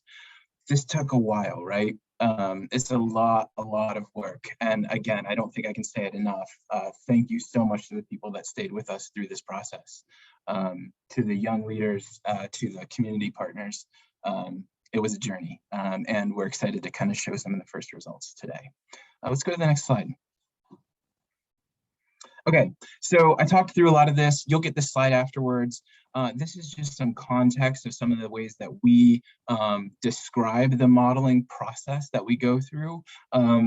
Please do ask some questions if it comes up later, but this is just a slide to really elevate kind of what we mean when we say different words through this process. This will be here for your reference, but Laura, let's skip on to the next slide. Okay, so we set a foundation of when we talk about upstream prevention, or kind of the big bucket term of front porch services, or different lengths of housing interventions. What are some of the typical interventions that fall underneath some of those things? In our groups, we spent a lot of time digging into what does shelter in this community look like? What does transitional housing mean? And then especially, what are some of the things within kind of the long-term housing interventions that we elevated? We started with our experience working in community over the beginning. CSH has been a technical assistance provider since the inception of the Youth Homelessness Demonstration Program from HUD. This has been gathering a lot of that experience, as well as our work in regions outside of HUD-driven work. And so we wanted to begin with examples, but these weren't meant to limit them. So these were starting points of some of the examples that you see in the different ways that we break up typical homeless response systems. Let's go to the next slide, Laura. Okay, so when we were talking about doing modeling, we made a really intentional separation of 18 to 24-year-old systems and under 18 systems. And as a lot of people on the call or on the webinar today would know, the main driver is the different legal realities that young people live within, depending on your age. So in the first process that we're going to talk about, we really talked about 18 to 24-year-olds. And then we're going to elevate the work we did in the under 18 system and really kind of talk a bit about what those differences are. You all are experts on the call as well, so I'm sure you could elevate your own experiences there. We're not going to spend a ton of time on the differences, but we do want to elevate some examples of what these maps look like. So let's go to the next slide, Laura. So here's a visualization of what a result of the modeling process looks like. So you see lots of colors, you see lots of numbers. This is really meant to say how, when young people come to the beginning point of your system, which we labeled as coordinated entry or intake, know that there's a lot of work that happens before that, right? There's a lot of our community partners that were talking on this symposium earlier, that a lot of their work sits well before a young person would even touch coordinated entry, right? We really focused in on the housing response system. And so for 18 to 24-year-olds, coordinated entry and coordinated intake can look very different depending on your community. But once you touch that kind of welcoming point, what are the different ways that young people are going to choose to move towards housing stability?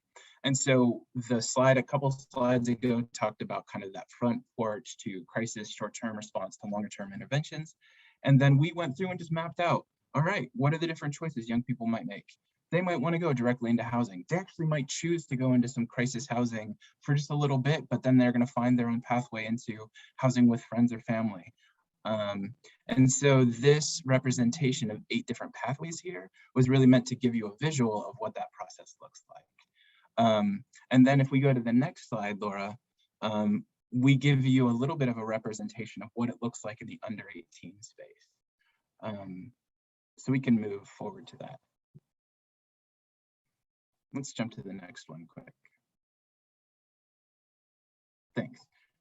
So I feel like this slide actually— jump in here just for a second and say that part of what you're seeing here in visuals is like an adaptation of our process that we usually do in the room with folks in kind of intensive time with big whiteboards and sticky charts and moving all across the room. So part of what you're seeing here is our like in real time adaptation to how can we do this with our teams and with our young people so that we can capture the same feedback? And so, you know, we were sharing screens and moving arrows around, and, you know, some of the things you see up here on the screen in terms of pathways and places for young people to go, you know, we were moving in real time and had a lot of robust discussion about.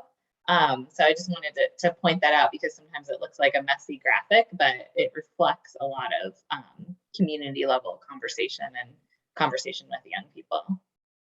Yeah, thanks, Annie.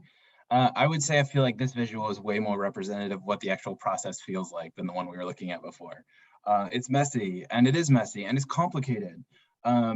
We want to try and make provide some clarity of the process and organize it. But I do think that just working through this in community, it helps us all just kind of see the complexity that's within these systems. And when we talk about under 18 systems, there is multiple other layers of complication, right? So if you talk about juvenile justice or child welfare or education, and the different legal requirements that sit over top of each of those systems when you talk about accompanying young people, it does get complicated. And I think I will say my experience is far too often young people get lost in that complication. So for me, taking this moment to really center in on what would young people choose? What would young people prefer as they move through these systems? And what does it look like to say, what does young people's choice look like when you talk about juvenile justice?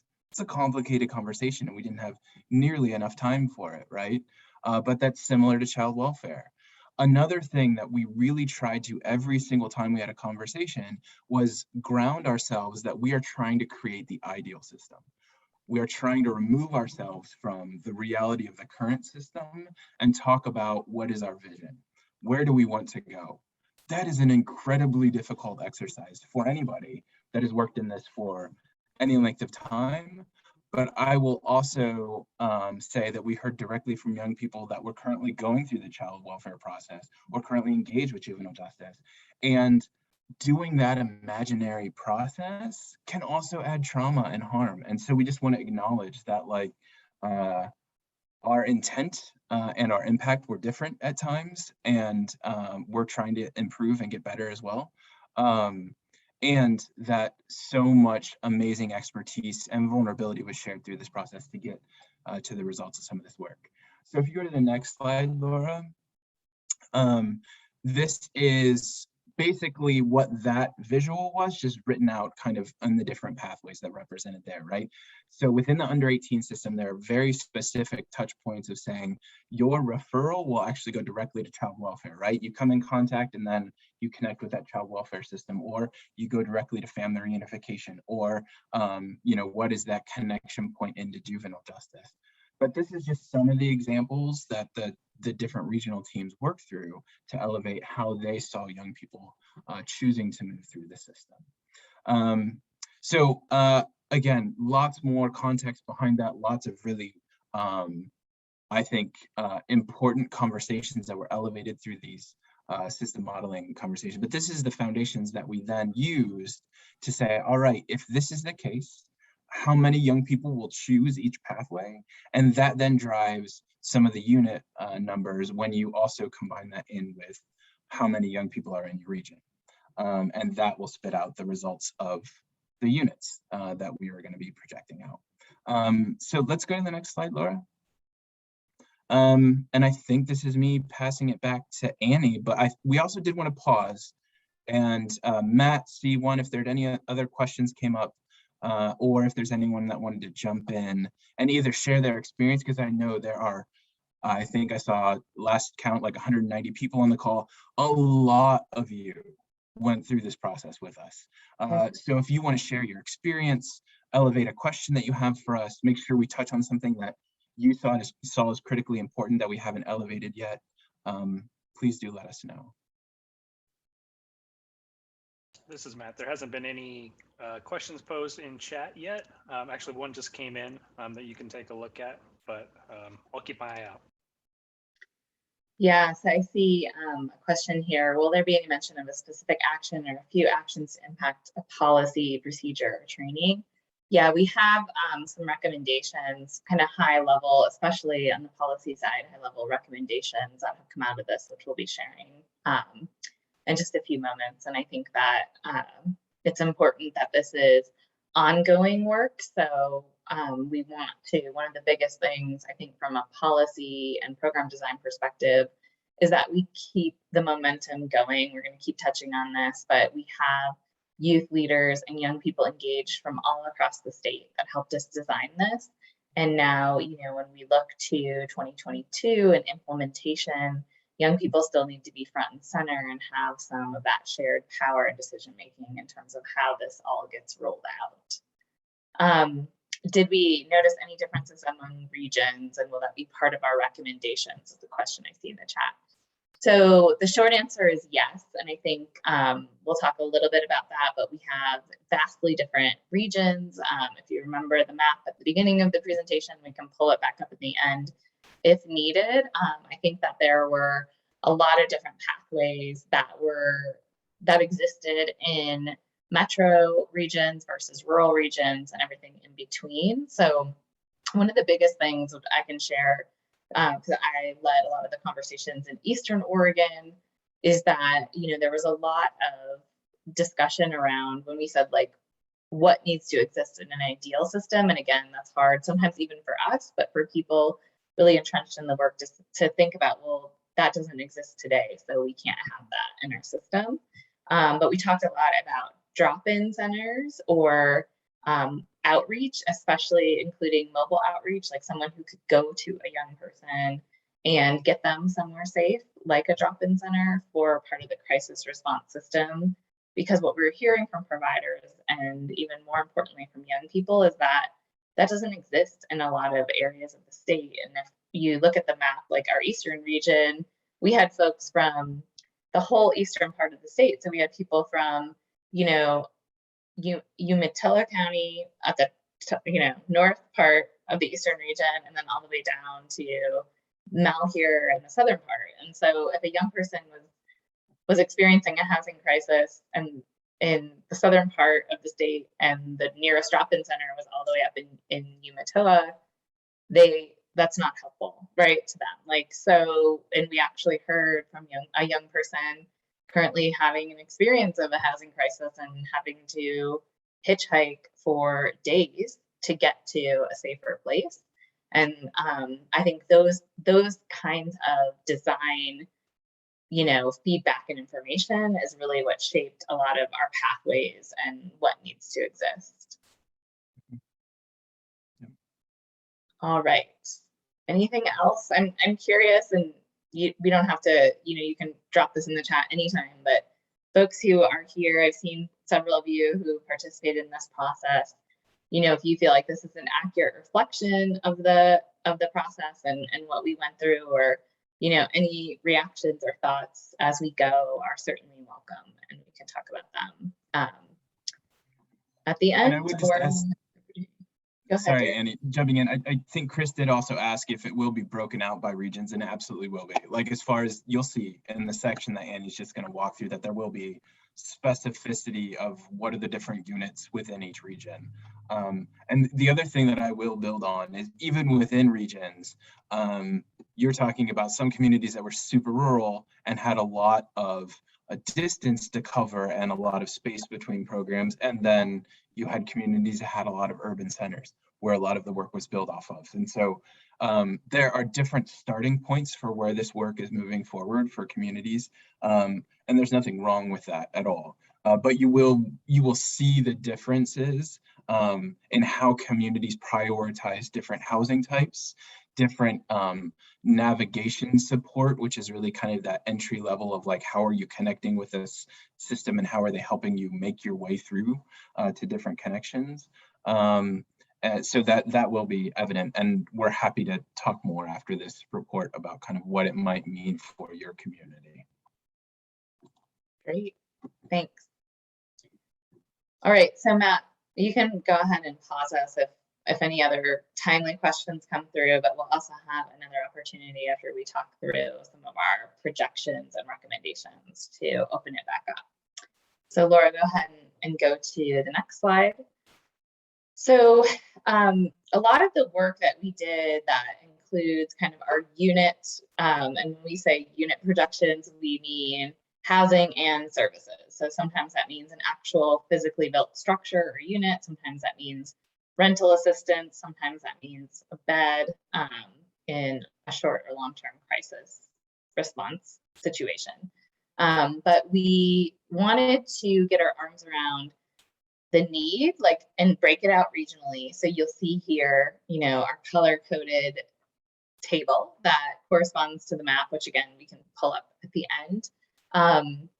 And we were really wanting to look at not just the homeless system data and the point in time data, which I know you talked a little bit earlier today about, like, even nationally and in Oregon, how some of this data is collected and some of the ways in which we make some estimates about young people who are either experiencing homelessness or at risk of homelessness. But we also wanted to capture, so we looked at, you know, some of the traditional homeless system data, including HMIS, which includes all the continuum of care here in Oregon, which are the community organizations that oversee the homeless services broken up regionally. But we also looked at Department of Ed data, which you see here, and we'll talk about in a moment. We looked at the homeless management information system data and how point in time either plays into that. And I think that, you know, there's a lot of reasons why data are imperfect. And so, you know, we have a few caveats for this data, which I'll talk through. But the other piece that we really want to capture and is important when you look at young people who are experiencing homelessness is that what we know from the evidence and from the other youth serving providers and programs is that young people who are involved with other systems, particularly the juvenile justice system, the child welfare system, the behavioral health system, under the age of 18 it's highly correlated with experiences of homelessness as a young adult or as an adult. In fact, child welfare involvement can be correlated as much as like a 40% increased chance of an experience of homelessness as a young adult. And so we wanted to work with the state, and Matt and the Department of Human Services really helped bring together a data coalition to help us understand what's our best way to capture some of the data of young people that have a lot of system involvement now, cross-system involvement, and we need to make sure we're building out a system that has housing and services interventions for them to prevent or make very brief any experience of homelessness. And so what we learned in bringing the data folks together, which is always my strategy when it comes to data, is like, I'm not a data analyst or expert, but I do know that if you get people who are in a room together or a virtual room together, they can figure things out really quickly. And so that's essentially the strategy I employed here, we employed here, and Matt helped us bring the right folks together. And we learned that there is already this Senate Bill 1 dashboard that was created from a legislative action to better understand how youth are utilizing different systems and how it impacts the healthcare system particularly. And so this isn't a public dashboard yet. My understanding is that it will be public once it's able to be sort of like queued and searchable, but they were able to share data with us in the aggregate. So there was no any kind of identifiable information, no personal health information shared. But we were able to see young people who were having multiple touches of systems, and we were able to regionalize that data because it was reported up through the healthcare system, which has a regional component to it. And so this was really kind of a gold mine in the data world in terms of that it looked at young people who were involved with the Oregon Health Authority, particularly because they've had some kind of behavioral health interaction with the system, juvenile justice, and that includes at the state level with the Oregon Youth Authority and county juvenile justice, because in Oregon, most young people who have justice involvement that's happening at the local or county level. It also includes data around young people that are involved in the IDD, intellectual and developmental disabilities system, and child welfare. And so that's what you see here on this chart of the Senate Bill 1 systems data, is we were able to kind of cull that data and say, okay, how do we get to a more accurate depiction of need, not just young people that are currently experiencing homelessness, but young people that have a high likelihood of interacting with this system in the future. And so I will say, spoiler alert, we'll talk about our recommendations at the end, but part of what we see here in Oregon is a very big opportunity to use this data to do more work like this in the future. So to use this data to kind of inform what kind of services need to exist within our system and how much of those. And the more we use this data, the more we can think about upstream kind of interventions. So if we start to see a lot of system involvement with young people, how do we bring interventions sooner or more support sooner? But challenges right now, the homeless system data and the education system data and the Senate Bill 1 dashboard data are not speaking to each other. And so really thinking about what's the opportunity to integrate, particularly the homeless system data, because oftentimes young people are going to places like shelters and drop-in centers that they see as safe spaces to be, even though they're also currently interacting with the justice system or the child welfare system or the behavioral health system. And so we want to know what's that overlap. Sometimes there's young people that haven't ever touched the homeless system. They've never gone to a shelter, but they are needing housing and support services. So what you see here as well is that we have the education data, and this is for unaccompanied homeless youth, also broken out regionally. And we talked a lot with DHS about putting the ED numbers in, leaving them out. I know we've got a crowd of people who we could talk all day about the homeless numbers and the education numbers and how they do and do not work together.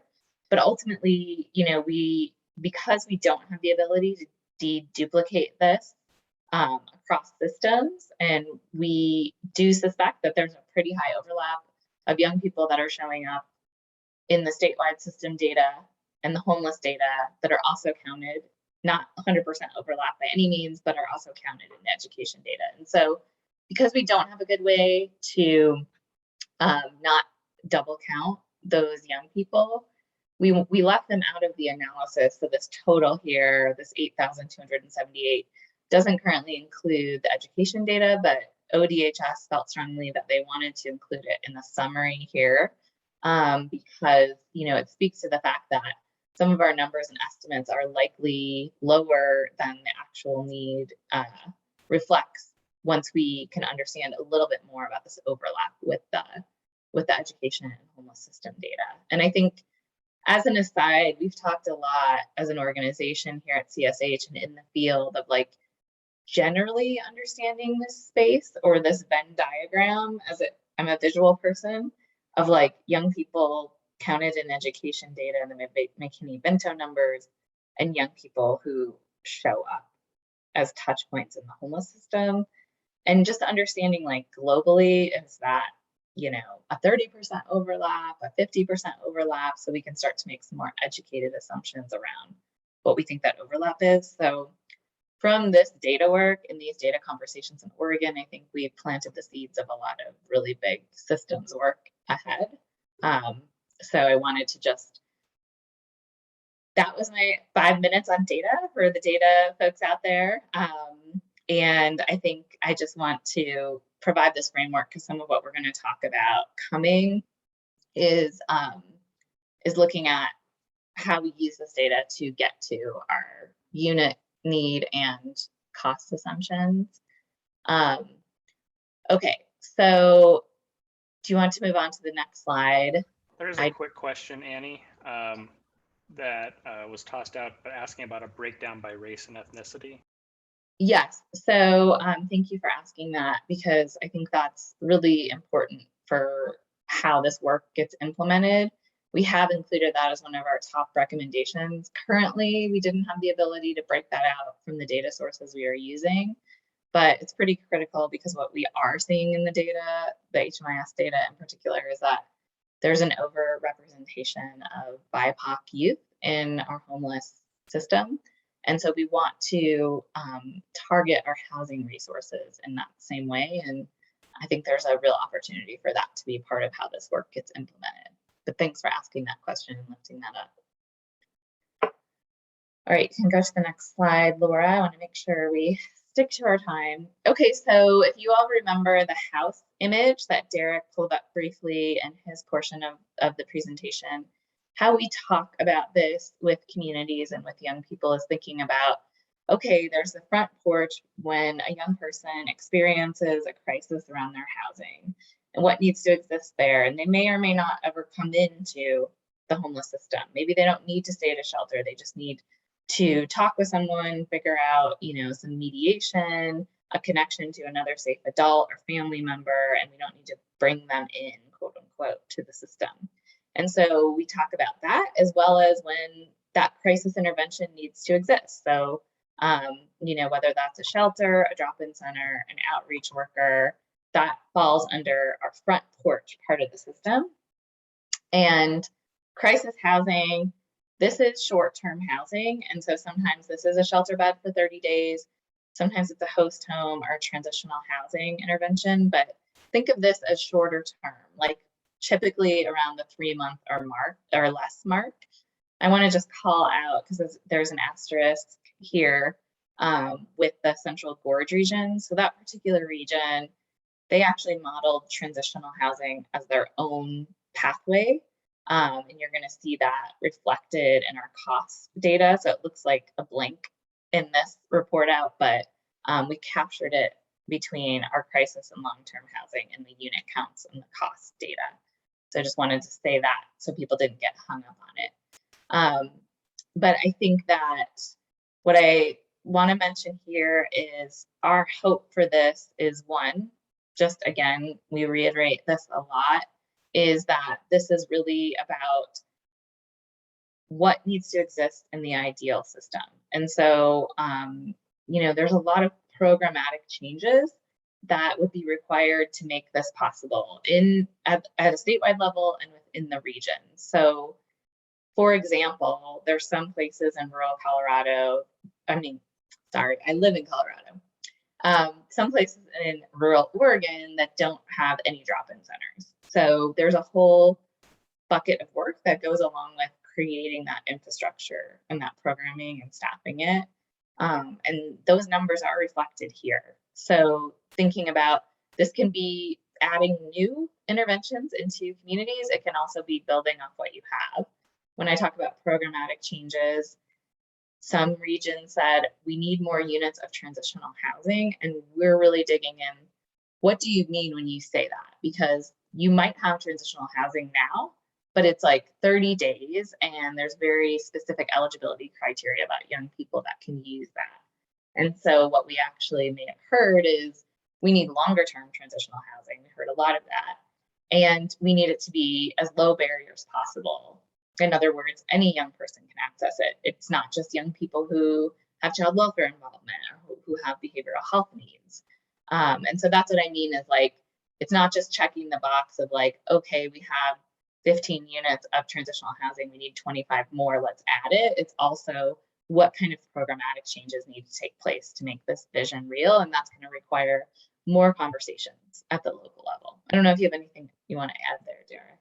Well, yeah, I guess I would just one thing that as we look at this numbers, you will see differences, especially in kind of the long-term housing, how different regions approached it, right? So building off of the questions that Chris was asking a second ago, we really felt like all of our conversations in the modeling process centered around in long-term housing, rapid rehousing, host homes, and transitional housing. But we also had a lot of conversations about how those models would look different from community to community, right?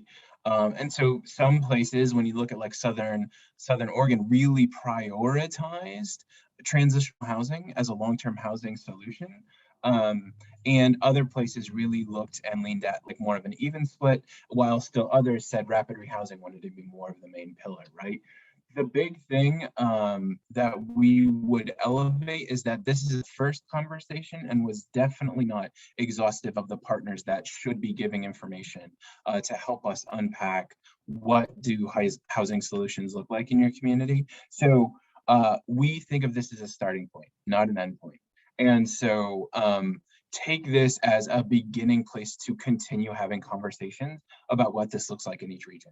But I do think it's interesting as we did all of our regional work and then come back together to share the results to talk about how each region kind of experienced and elevated their solutions in different ways.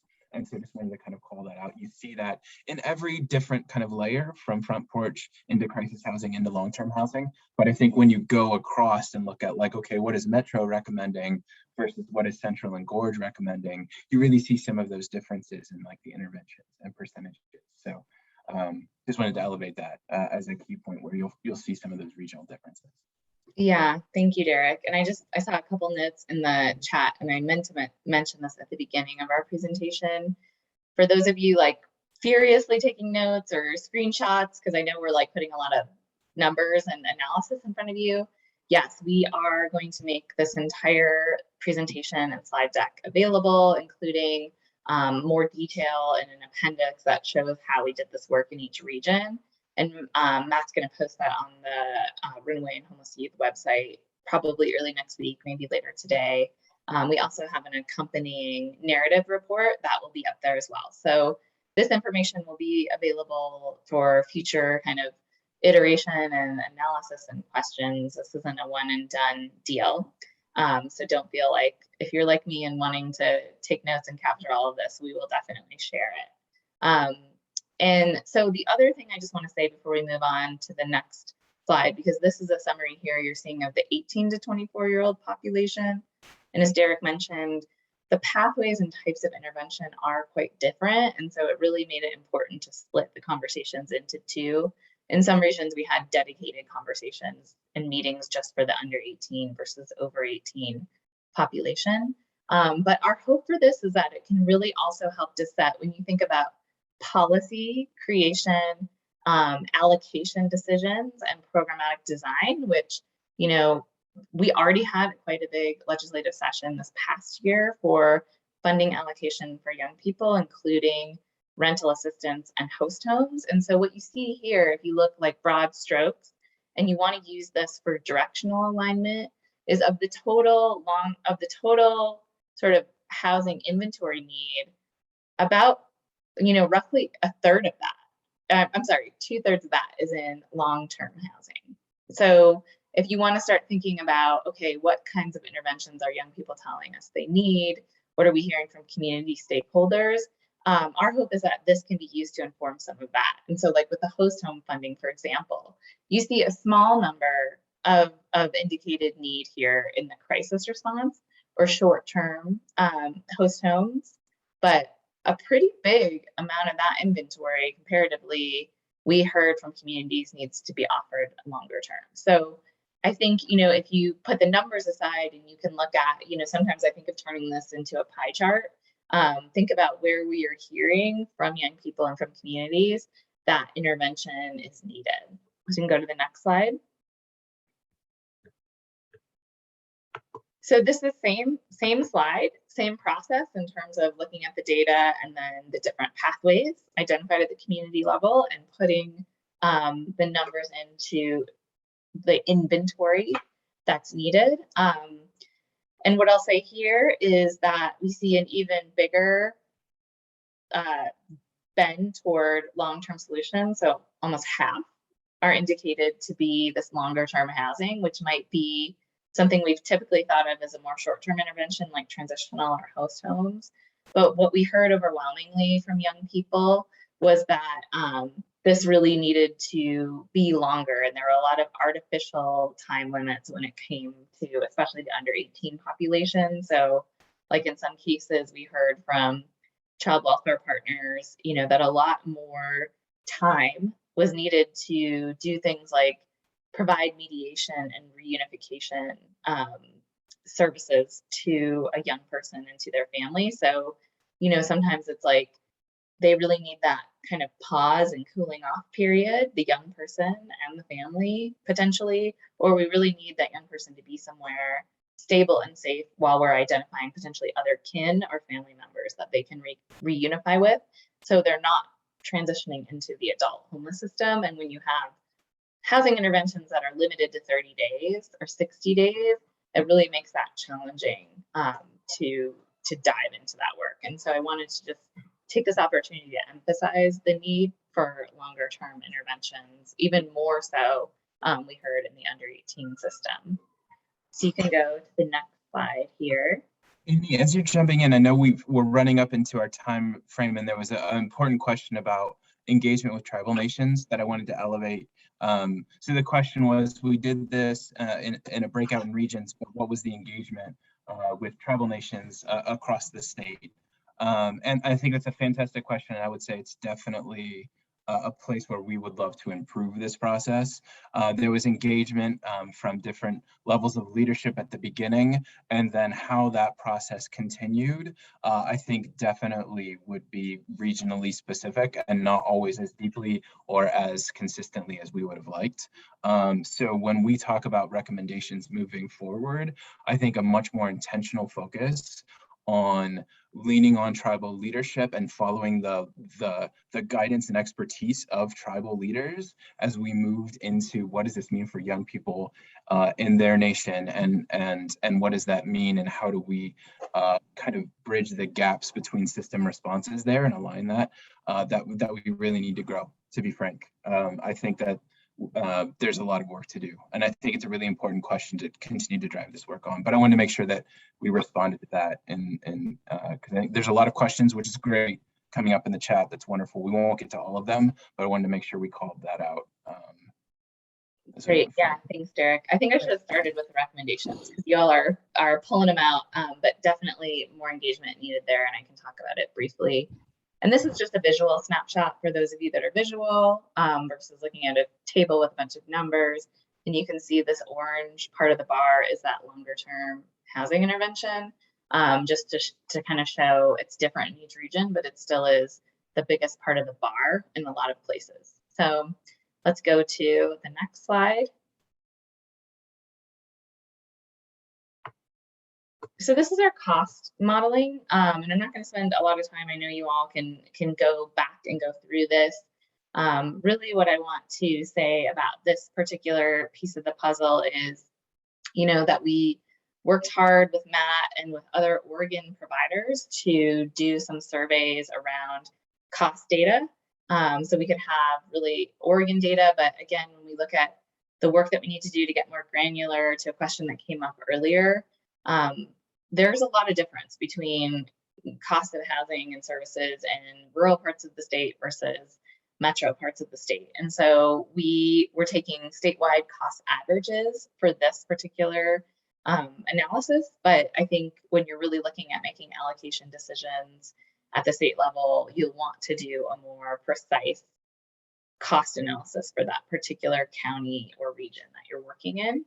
And again, here, these numbers get big quickly when you're looking at statewide needs assessment, but again, really informing like our hope for this cost data and cost analysis is to inform kind of the level of funding allocation we should be striving for. As Matt mentioned, this whole project was born out of the legislature asking that question to say like, well, if we were going to appropriate money, what kinds of things should we fund and how much is needed? And so really, again, like setting this direction and priorities is how we hope that this cost data is used.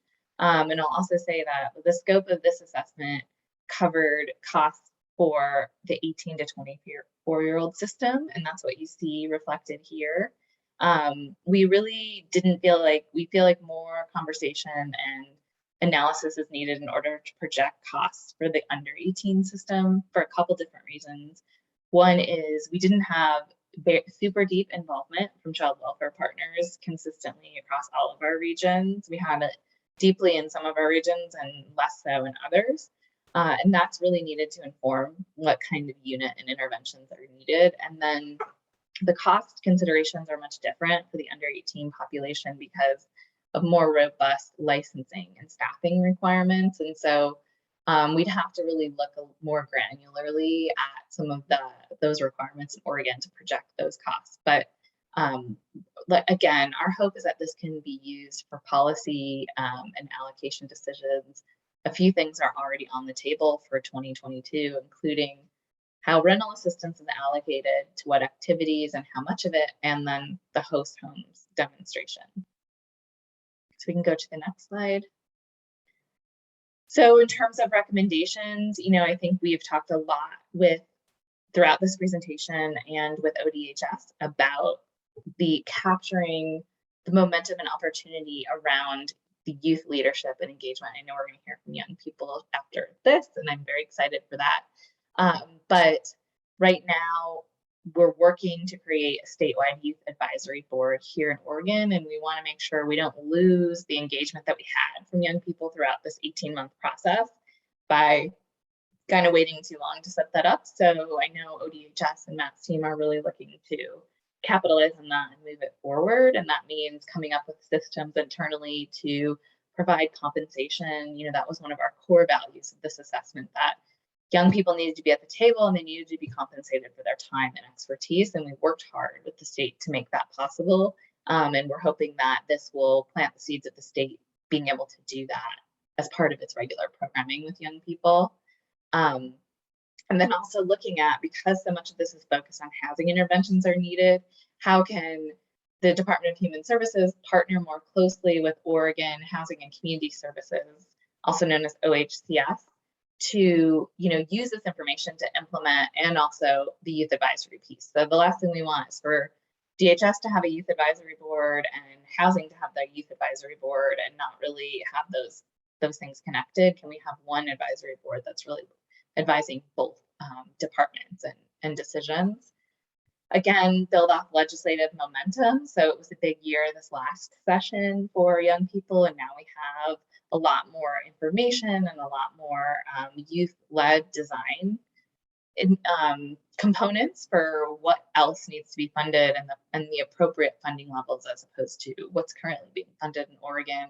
And there's a lot of stimulus money through the American Rescue Plan Act, also known as ARPA, that I think we can really look at what are some short-term uses to jumpstart this conversion to a more optimal youth system. The data systems, we talked about this, but I think there's a big opportunity with all this data capacity to merge or at least have the homeless data incorporated into the system utilization data. And I know that's something Matt's working on with his partners.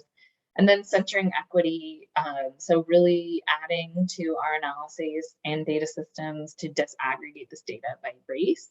And that is going to hugely inform not just how the housing unit is targeted, but the services that need to exist there, culturally responsive services. And I think that is on the tribal and Native partner piece. That was something that, this assessment, we worked really hard to do that engagement. And it was also at a time where a lot of our tribal partners were experiencing a big crisis around COVID and around the fires, and they were getting inundated with requests to sit at tables and inform services and design. And we really wanted to make sure that we were respectful of their immediate needs and crisis, and to include that in the recommendations going forward, that more outreach, more program development, and relationship development needs to happen there, particularly in regions of the state with a big tribal presence. So I think that is all, Laura, from our presentation portion of this, but happy to, take questions either later or now if we have time for a couple. I know people are probably waiting break pretty anxiously. But. Yeah, I think we're going to wrap up. Thank you for so many of those questions. So many more in the chat we didn't get to. Going through Matt, we will definitely follow up and answer as much as we can. And we also want to make sure we're leaving all of the space for our young leaders to share all of their expertise that they had to share with us. So thank you all so much. It's been pleasure for us to work with you in Oregon. We are very disappointed that we have not been able to be on the ground with you more, and are hopeful that our next conversation with you will be in person. But thank you for all of your expertise and time. Thanks, Derek. Thank you, Annie and Derek. So we are going to take a small break. It'll be a 1 song break, and then we will join back with the young leaders. So please stay tuned, and thank you so much for the presentation. Great, everyone. That was a nice little break. I don't know if you all noticed that we have Halloween themed music going today. So hopefully everyone's enjoying that as much as I am. So the next thing that we're about to introduce is our youth leader and youth voice section part of the programming. So we were really fortunate, and we got to sit in and have a conversation with the Youth Action Board, the Statewide Youth Action Board in Oregon. And what we're going to do is we're going to walk through some audio clips, just kind of listen into the conversation that was had. And then after that, we're going to have a Q&A and discussion with some of the board members. So let's cue that up.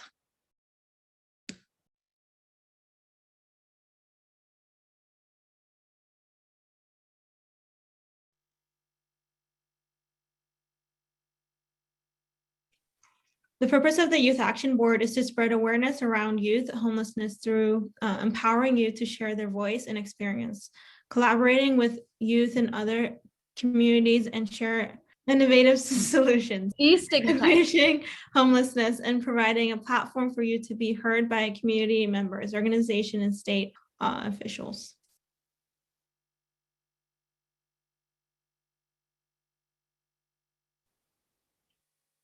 I mean, like, we all come from like various different backgrounds, right? Like, we're all Oregonians, but we have vastly different experiences to like come together as like in a board and to plan something for more like sustainable and just something that will be more long term. I mean, that's great because you have all these perspectives, you know, that come into play. And if we're trying to reflect all of Oregon in a board, having people from various parts of the state makes sense. And we're just trying to, you know, uplift and just drive youth voice, especially with a focus on housing insecurity. So that's, I would say, would be like a summary. I also think it's really important that yes, we all come from a different background, but we're also not looking into changing everybody's pathway. I think it's important that we are realistic in our what we're doing here, realistic, and we're changing one life at a time. We're representing one person at a time. And so it's really important for us, for youth to be seen and to truly be cared for. It's not, I feel like, at least we've talked about that a lot of us have been treated like a case number. And that's kind of what we're trying to avoid. And that I'm Sophie, I have a history, I'm who I am, because, and the things that I've gone through have shaped me just like everybody else in this room. And our voice is representing all those different stories and all those different pathways, but also we also know the realistic of changing one life at a time too. So I guess for me, the vision is that there's no more homelessness, or about as close to zero as we can get. Is that when people are entering homelessness, like, people are able to use the feedback that we provide to make it like as brief and like a harm reduction as possible. I guess I want to be part of these groups because I hope I can change one person's life. I think sometimes the general, like, let's solve homelessness. Yes, let's do it. I'm not saying let's not do it. And how can we be realistic? How can we not only just say like, okay, let's generalize this, because that's the issue we have. Because I feel like there are a lot of components connected to it. Even the juvenile system is connected to even homelessness. The foster system is connected to homelessness. So, and I also do really appreciate like the concentrating on youth and concentrating on veterans. And so that's also really, so focusing on one thing. I really believe even if we help our peers who are in this group, I feel like we're doing the work. If that's putting a roof over one person, or if that's putting meals on people. So I think sometimes, at least from my perspective, this would be successful. And I feel like even us gathering around and having a safe place, because this space is not only advocating for others, we're also advocating for ourselves.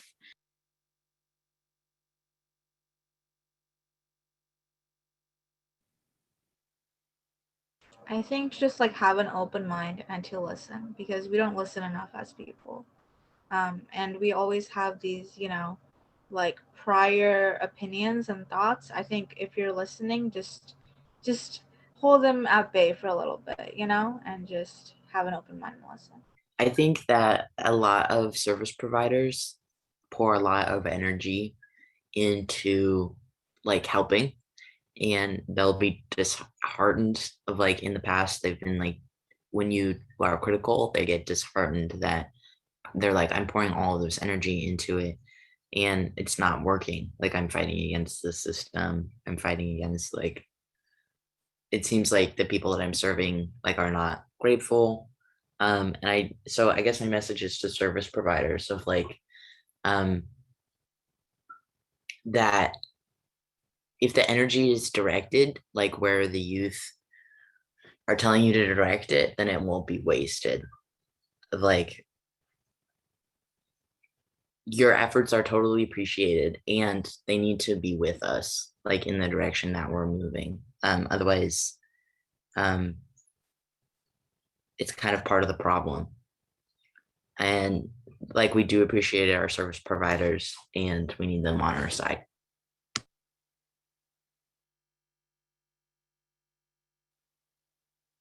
I also want to add, if you're going to talk about youth, listen to youth. It's just kind of, to be honest, like yes, like we all have been youth one moment, but if we're talking about youth homelessness, like let's hear youth who have experienced that, because there's value in that you're not going to get in a textbook or in an article you read, or because you know somebody. So that's why I believe that youth voice is important in this aspect, because they're the ones who you're talking about. So hear us out. Youth housing and homelessness is a crisis in the state of Oregon, you know, like especially in Clackamas County. And it's just a problem that it makes us uncomfortable. And so we don't publicly acknowledge it. And so young people are like some of the most vulnerable like populations. And yeah, what Sophie said of like, it is not possible to solve the problem without hearing about how it's developing and like hearing from the people that experience it about how they would solve it, because like DHS does pour money into like fixing the problem and the problem doesn't get fixed is because it's not possible for them to accurately identify the experience that they've never lived. We're not going to stop fighting. We're not going to stop fighting. You listen to us or not, I hope that like we are a group of individuals that keep fighting for youth. And so like that's just not going to stop. This is not the end of all. And ultimately the result is shown through action, not because you listen to us at one convention.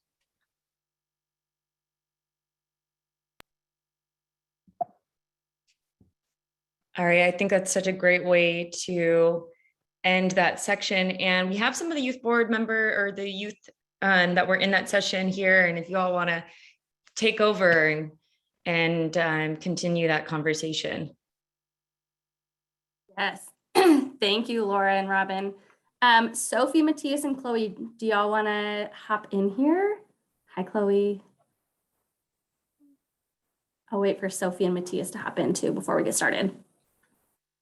Hi, Matthias. Let's see if Sophie can hop in. Yay, okay, we have all of you, perfect. Hello, everybody. Thank you so much for having us. Just as some background, we're all very, very excited to be here. And this group gathered late August and has been working for the past 2 months to build out recommendations. So like Matt said in the chat, this is not the official State Youth Action Board, but this is a group of young leaders throughout our state who came together and over a series of 4 meetings built out recommendations for what a state youth action board should look like, who should be on it, all the logistic type things of it, and built out recommendations. So before we get started, I'm going to let our young leaders introduce themselves. We'll go Chloe, Matthias, and then Sophie, if you guys want to say who you are, your pronouns, and where you are coming from. Can everyone hear me?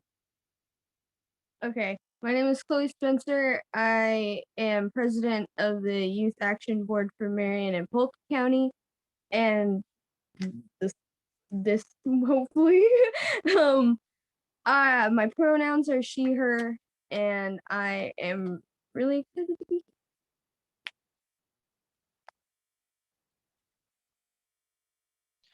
I'm Matthias Smith.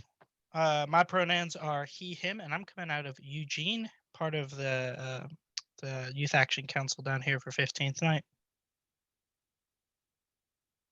My name is Sophie. I use she, her pronouns, and I'm coming from Clackamas County Youth Action Board. Thank you, three. And my name is Jenna Ely. I use she, her pronouns, and my title, I realized, is one of the organizations I work for, Connected Lane County. But I also work for an organization called 15th Night, and that's who we've been collaborating through to build out this Youth Action Council. So we're super excited to be here. If anybody has any questions for these young leaders, please throw them into the chat and we will try and facilitate them as we go. I believe we have the next 20 minutes or so to walk through questions and get some answers. But before, while we're waiting for some people to put those in, I have a question for you all.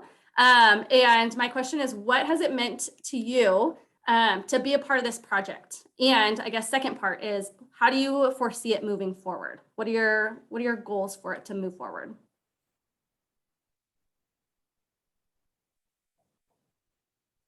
Whoever wants to answer first, totally up to you.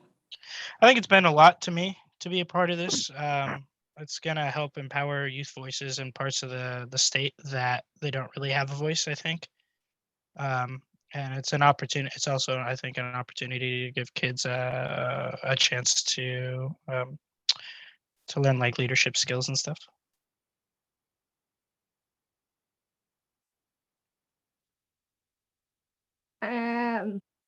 It's been really, really important to me to not only be involved in this, but as being a part of the Marion County Youth Action Board has given me a lot of faith and confidence and the ability to believe in myself and actually get myself into a stable housing opportunity, and trying to be able to do that for people I know and just the entire world, hopefully one day. I don't want any youth to ever have to experience homelessness because it's not fun.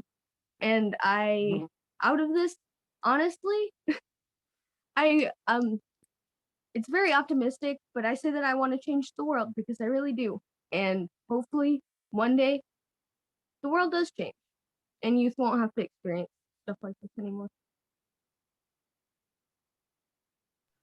This opportunity has been an outlet for me, and also been an outlet where I can voice my opinion and advocate for those who've had a hard time with housing, but also who've struggled with just insecurity, home insecurity. I come from the foster youth background, and so that's really my passion. And it's been a really good opportunity not only to advance as an individual, kind of trying to navigate the world, but also be a voice that I wish I had. Thank you.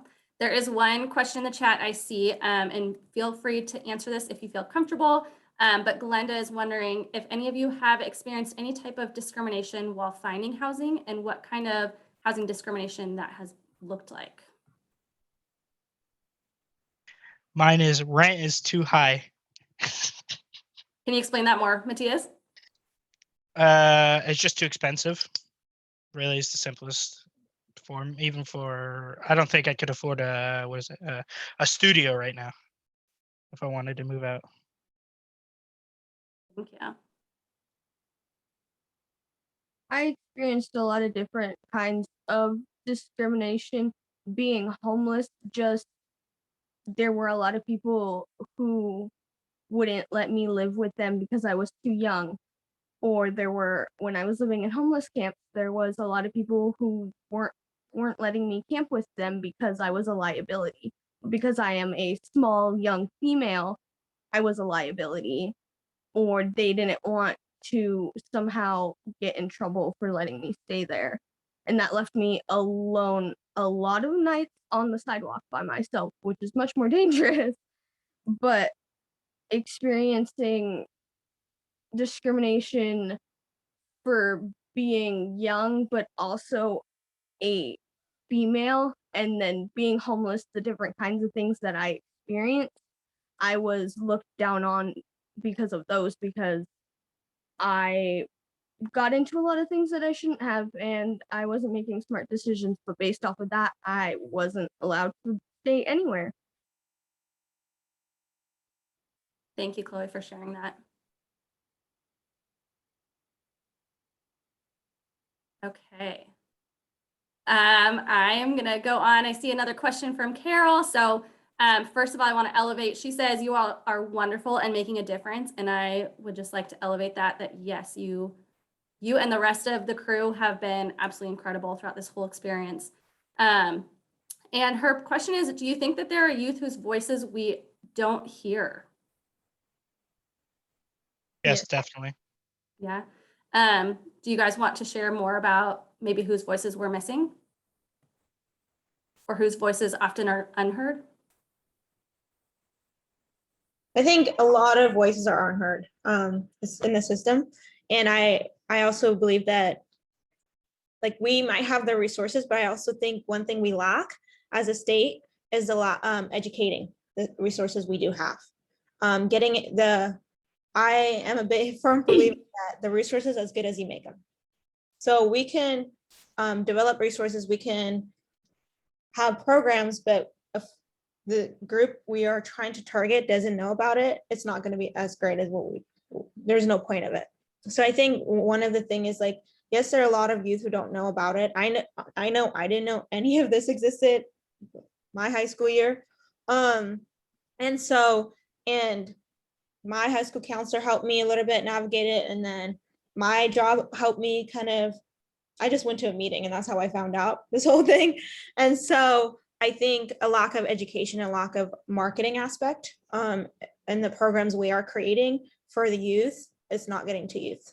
So I think there are a lot of unheard voices.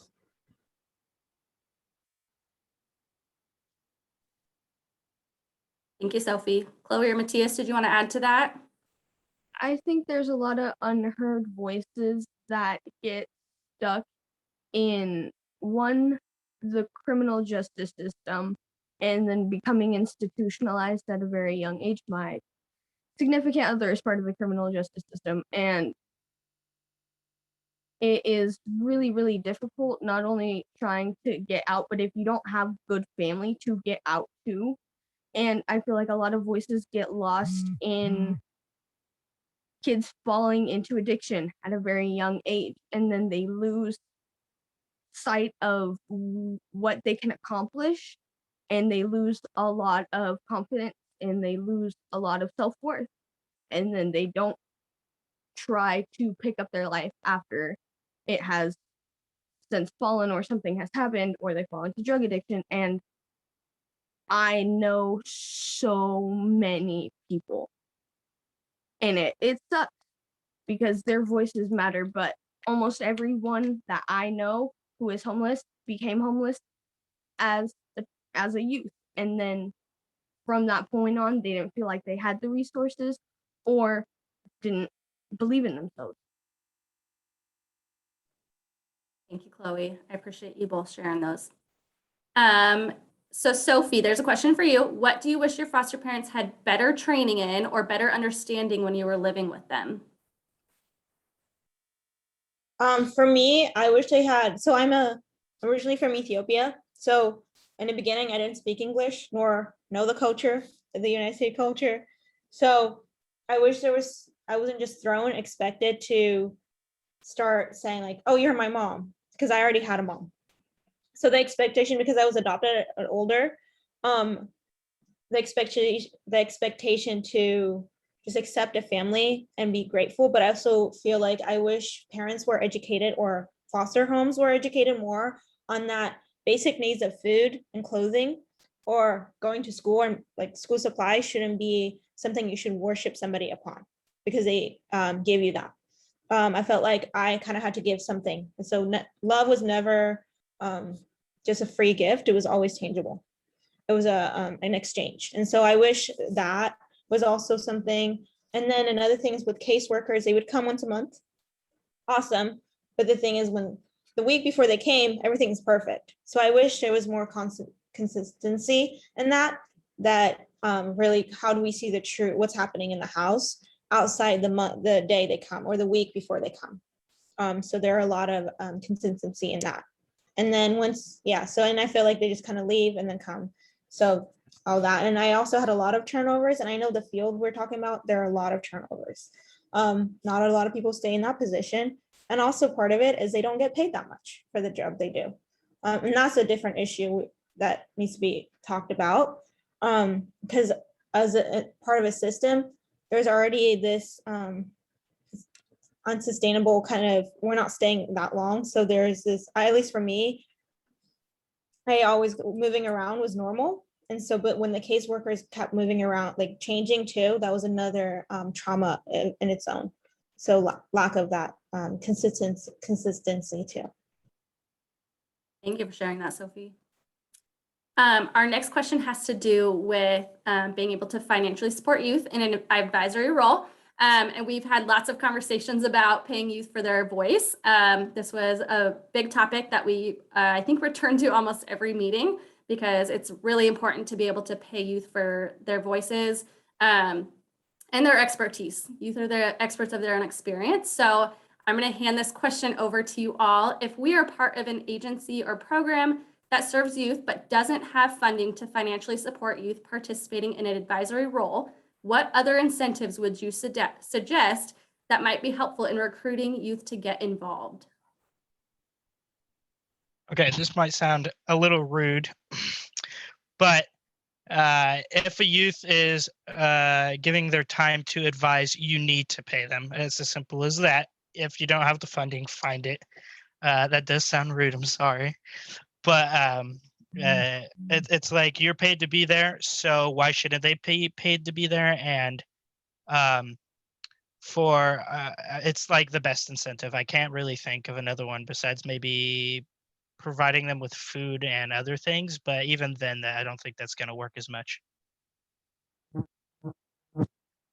I think that if you're, especially because we only make so much for the meetings that we attend, and it's not a lot.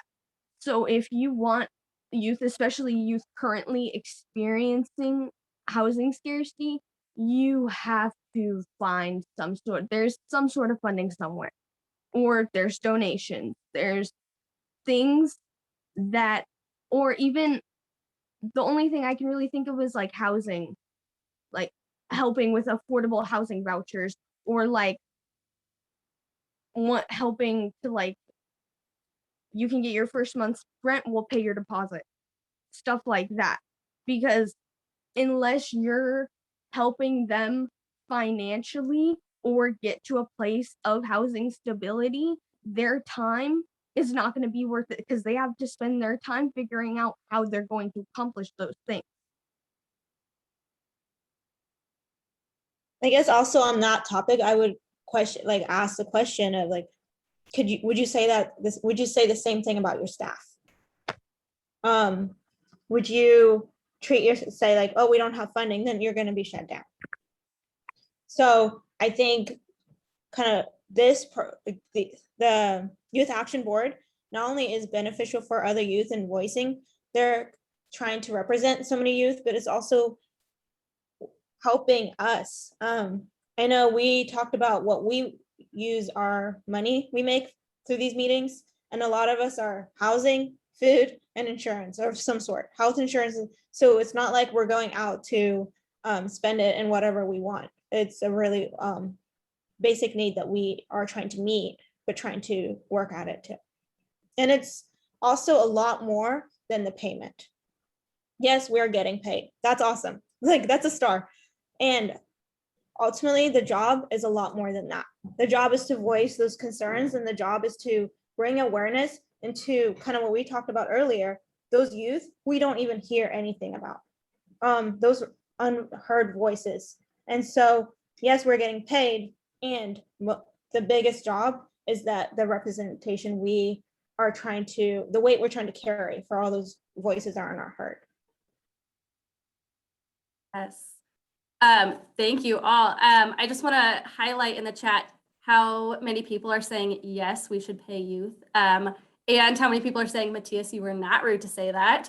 There's lots of feedback in the chat. So thank you all for your feedback on that. Andrea commented that we've talked about how to incorporate high school credit for participation in the program. That's a cool alternative also. But ultimately we need to pay our youth. And as a follow-up question, this is coming from me, but can we talk for a quick second about what it means to be flexible with paying youth? So some of the best ways that you guys have been paid, like through Cash App, Venmo, different types of things. What does flexibility mean when we are paying youth? I mean, you just need to be able to pay them in different forms. If they can't accept Cash App or PayPal or don't have a bank account for that, you need to be able to give them cash if you're in person, or maybe a gift card if they want that instead. That's what we do in the Marion and Polk County Youth Action Board. Some of them can't receive checks or don't have their identification to be able to go cash their checks, or like we can't use Cash App or Venmo for like the Marion County specifically Youth Action Board, but we do specific gift cards that youth will request, and just really being flexible and figuring out what works with each person where they're at. Because a lot of the like direct deposit apps require a phone, and some of our youth don't have phones and stuff like that. So just working with everyone. Awesome. Thank you. Okay, shifting gears. So Jenny Pratt asked, in looking at the assessment results, it looks like some youth are asking for more host home options. Would you be able to speak to what it is about host homes that youth see as valuable?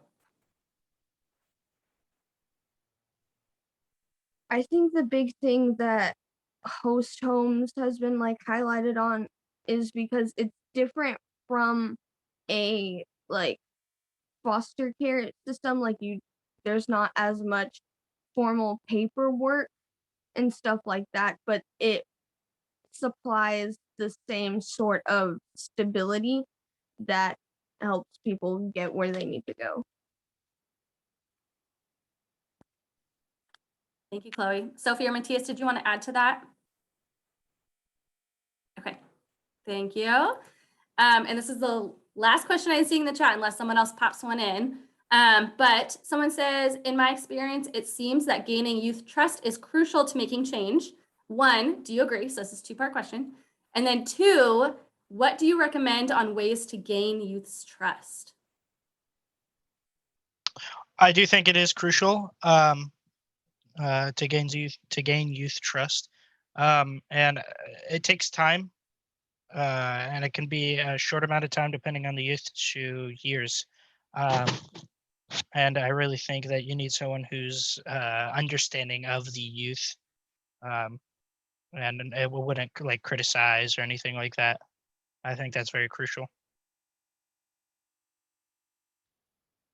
I think it's crucial to have someone at least with some sort of experience or training on specifically homeless youth and trauma training, and just really understanding like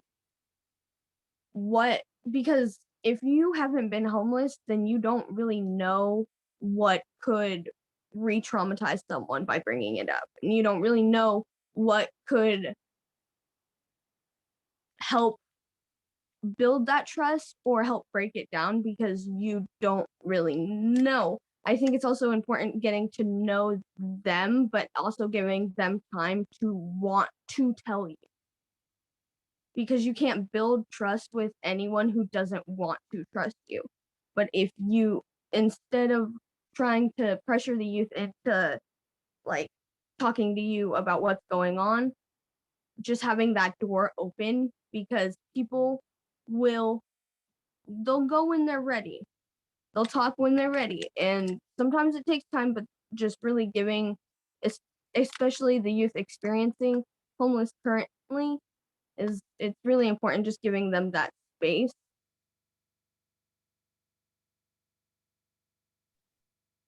Thank you, Chloe and Matthias. Sophie, did you want to add anything?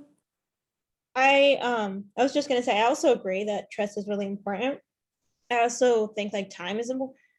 I think don't expect for a youth to trust you, or don't expect a youth to tell you their story. The youth they're the narrator of their story, and then they get to tell whoever they want to. And so meeting youth where they are, I think, is the biggest thing you could do to build trust, and also treating them like an adult. Treating them with, not that, I think with respect. I think a lot of us had to grow up fast. And so kind of treating us in that aspect, and kind of even going back to the payment, like, would you say that to an adults? Probably not. So then, right, kind of treating us the same way, and with having respect for us.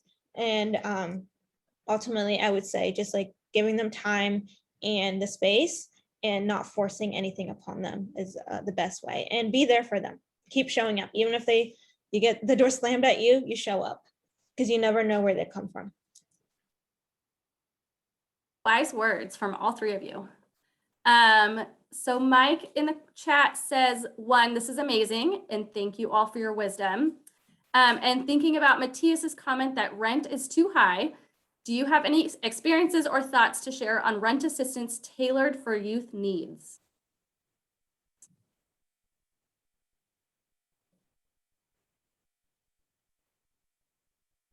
I think there should be more rent assistance for youth. From doing my youth action council work, I know there are a few, at least where I live, but there's not much, I would say. And they do, it would be helpful to shorten the wait times for it. That would be pretty nice. Youth is defined between, I think 10 to 24, 16 to 24. And I know a housing voucher takes about 3 to 5 years. I don't think any youth should wait for that long to get a housing voucher, to get a roof over their head. And so I think that even the Foster Youth to Independence program, it's a really cool program where it allows, Clackamas County has it, where it allows former foster youth to get the, I think I'm saying it right, but former foster youth can get the voucher, and it's a different process. And so where a former foster youth applies, it doesn't go through the regular voucher process, but it goes through a separate funding process so they can get it right away. Even setting up something like that for any youth who are struggling, so that they're not on the street, I think is going to be important, and making the process of that voucher a lot faster is going to be important. I mean, I know that's why I didn't apply for like housing vouchers or anything like that, because by the time I found out about all of this, I would have been aged out by the time I got the voucher. And I probably would have still been experiencing some sort of housing scarcity. So just at least having a quicker response time, but also having more eligibility, because I know that there's housing vouchers, but it's specifically for youth experiencing medical disadvantages or stuff like that.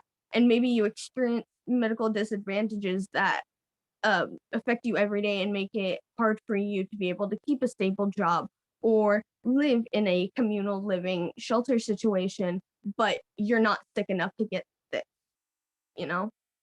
So just making, I guess, the doors more open for different types of homeless youth. Thank you. In our last 5 minutes, is there anything else that you all would like everybody here to hear or know or listen to? Last words of wisdom.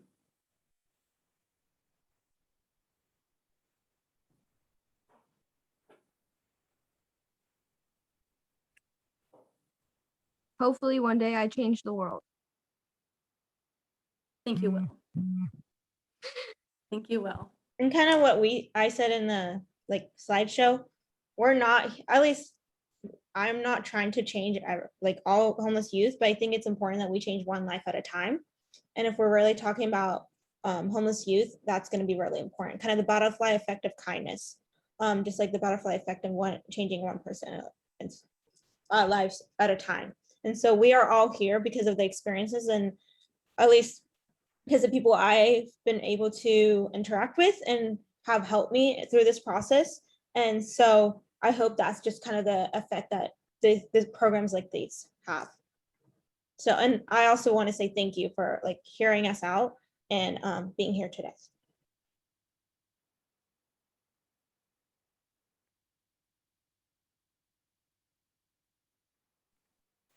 Well, Chloe, Sophie, and Matthias, thank you so much for being here and sharing, and thank you for all of your hard work and participation with creating this and our recommendations throughout the past few months. You guys are very integral to everything that we've been doing, and so I just want to make sure you guys go look at the chat and see how many people are like, you are amazing, you're awesome, because it's all true. So take a look and read through that if you have a chance. And Laura and Robin, we will hand it back over to you. Thank you all for being here. So grateful that we were able to sit in on the conversation, create these audio clips, and just so grateful that you all could attend. I know that the timing is difficult.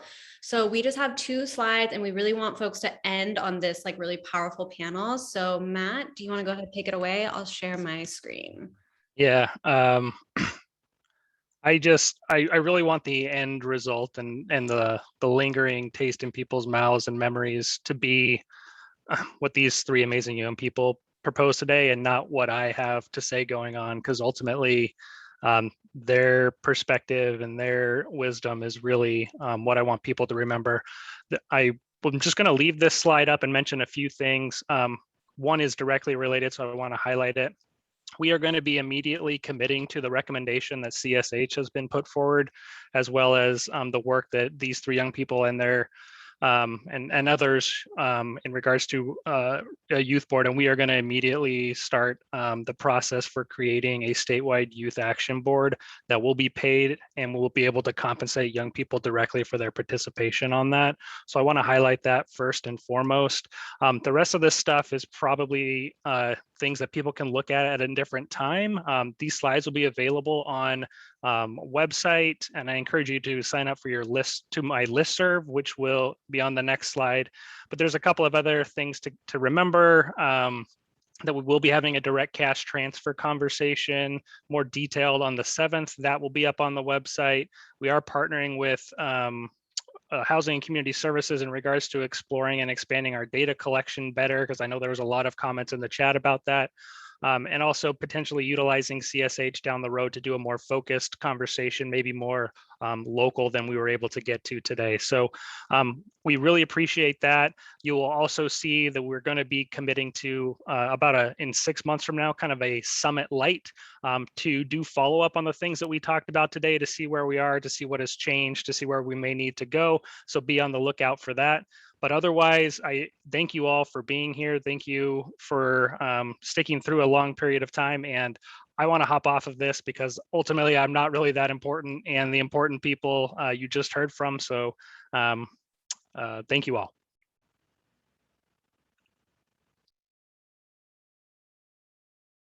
Bye. Thank you again.